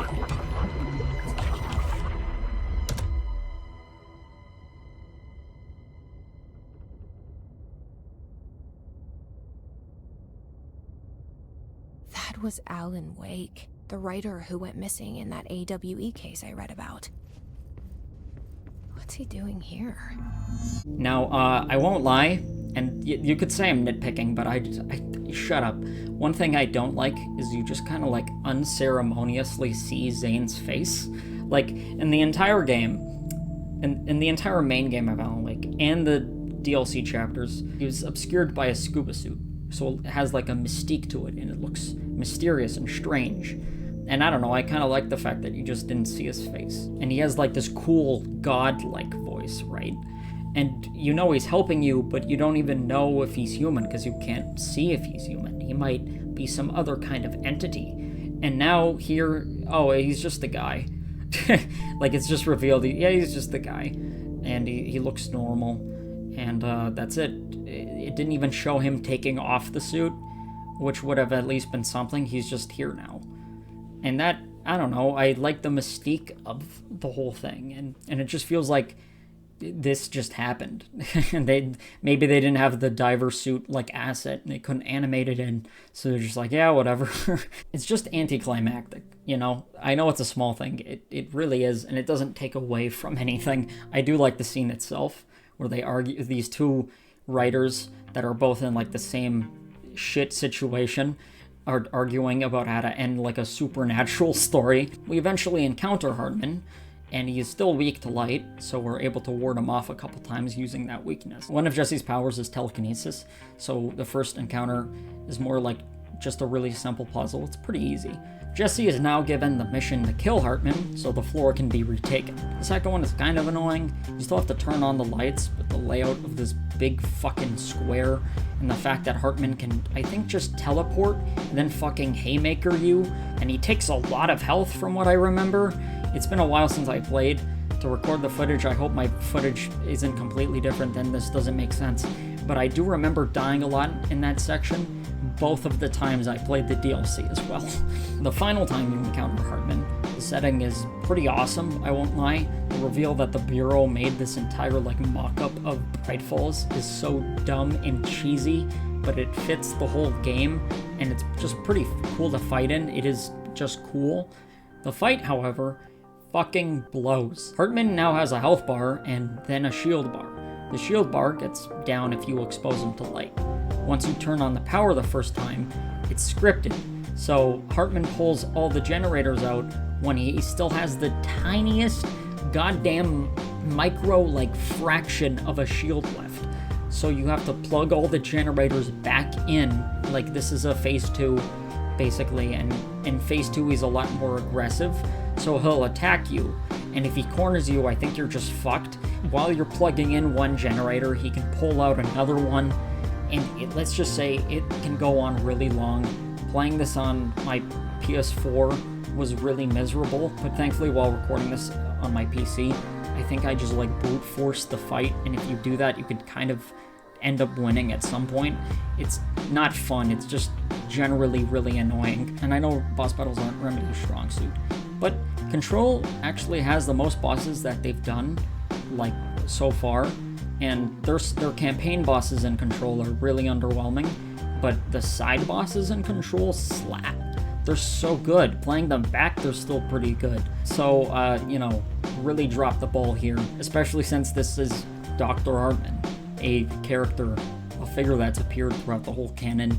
We finally get to figure out what happened to him and fight him. This is the last time we see him. Spoilers, but not really. Just underwhelming that he goes down like a bitch. When he dies, we end on this cliffhanger, which is not as cool as the first one. Your heads, ma'am. No, thank you. Ma'am, I'm getting something on my terminal here, an AWE alert from Bright Falls, Washington. But it might be a glitch. The date's all wrong, a couple of years in the future. And we're in lockdown, there shouldn't be any incoming signals. Maybe it was active before we went into lockdown? Are there agents on site? Let me check. Agent Estevez is the field agent in charge of monitoring the site, so she should be there to let us know if the situation has been through any major changes recently.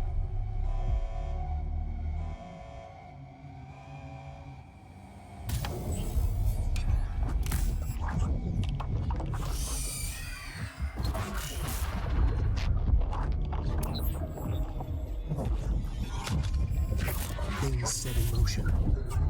If the alarm's true, then so is the reason for the alarm. The effect must follow the cause.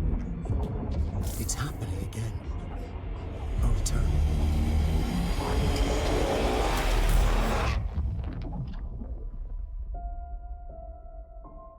You have been warned. And with that, we are done. Besides Alan Wake 2, obviously. Damn. Well, I hope you enjoyed that. The three of you that have actually like sat through all this and are listening to me, I hope you did genuinely enjoy that. I've enjoyed making it so far. I don't know if I'll enjoy editing it. And I'm interested in making a Control video, as I mentioned before, and an Alan Wake 2 video. Both of them would be separate, obviously. As I've already said before, and I don't really want to repeat myself, this is just one of my favorite franchises. I'm not like a big lore nut, you know, I don't know all the FNAF lore or anything, but when it comes to anything involving Alan Wake, I've just fallen down a rabbit hole for like the longest time now. And it's been fun every step of the way. Even in the, weak step like American Nightmare, it's still interesting to kind of talk about and deliberate what the game, like what happens in the game itself and what you like kind of think of the events in the game. And I don't know, I just really enjoyed making this. Again, I hope you enjoyed watching it. I always appreciate feedback, and hopefully I'll make more videos soon. I know this has been a random video in a while. A lot of you probably thought I fucking died. I'm not, and hopefully I will make more videos and at a better rate that is not, you know, every goddamn eclipse, I guess. And with that, thanks for watching, and I'll see you next time.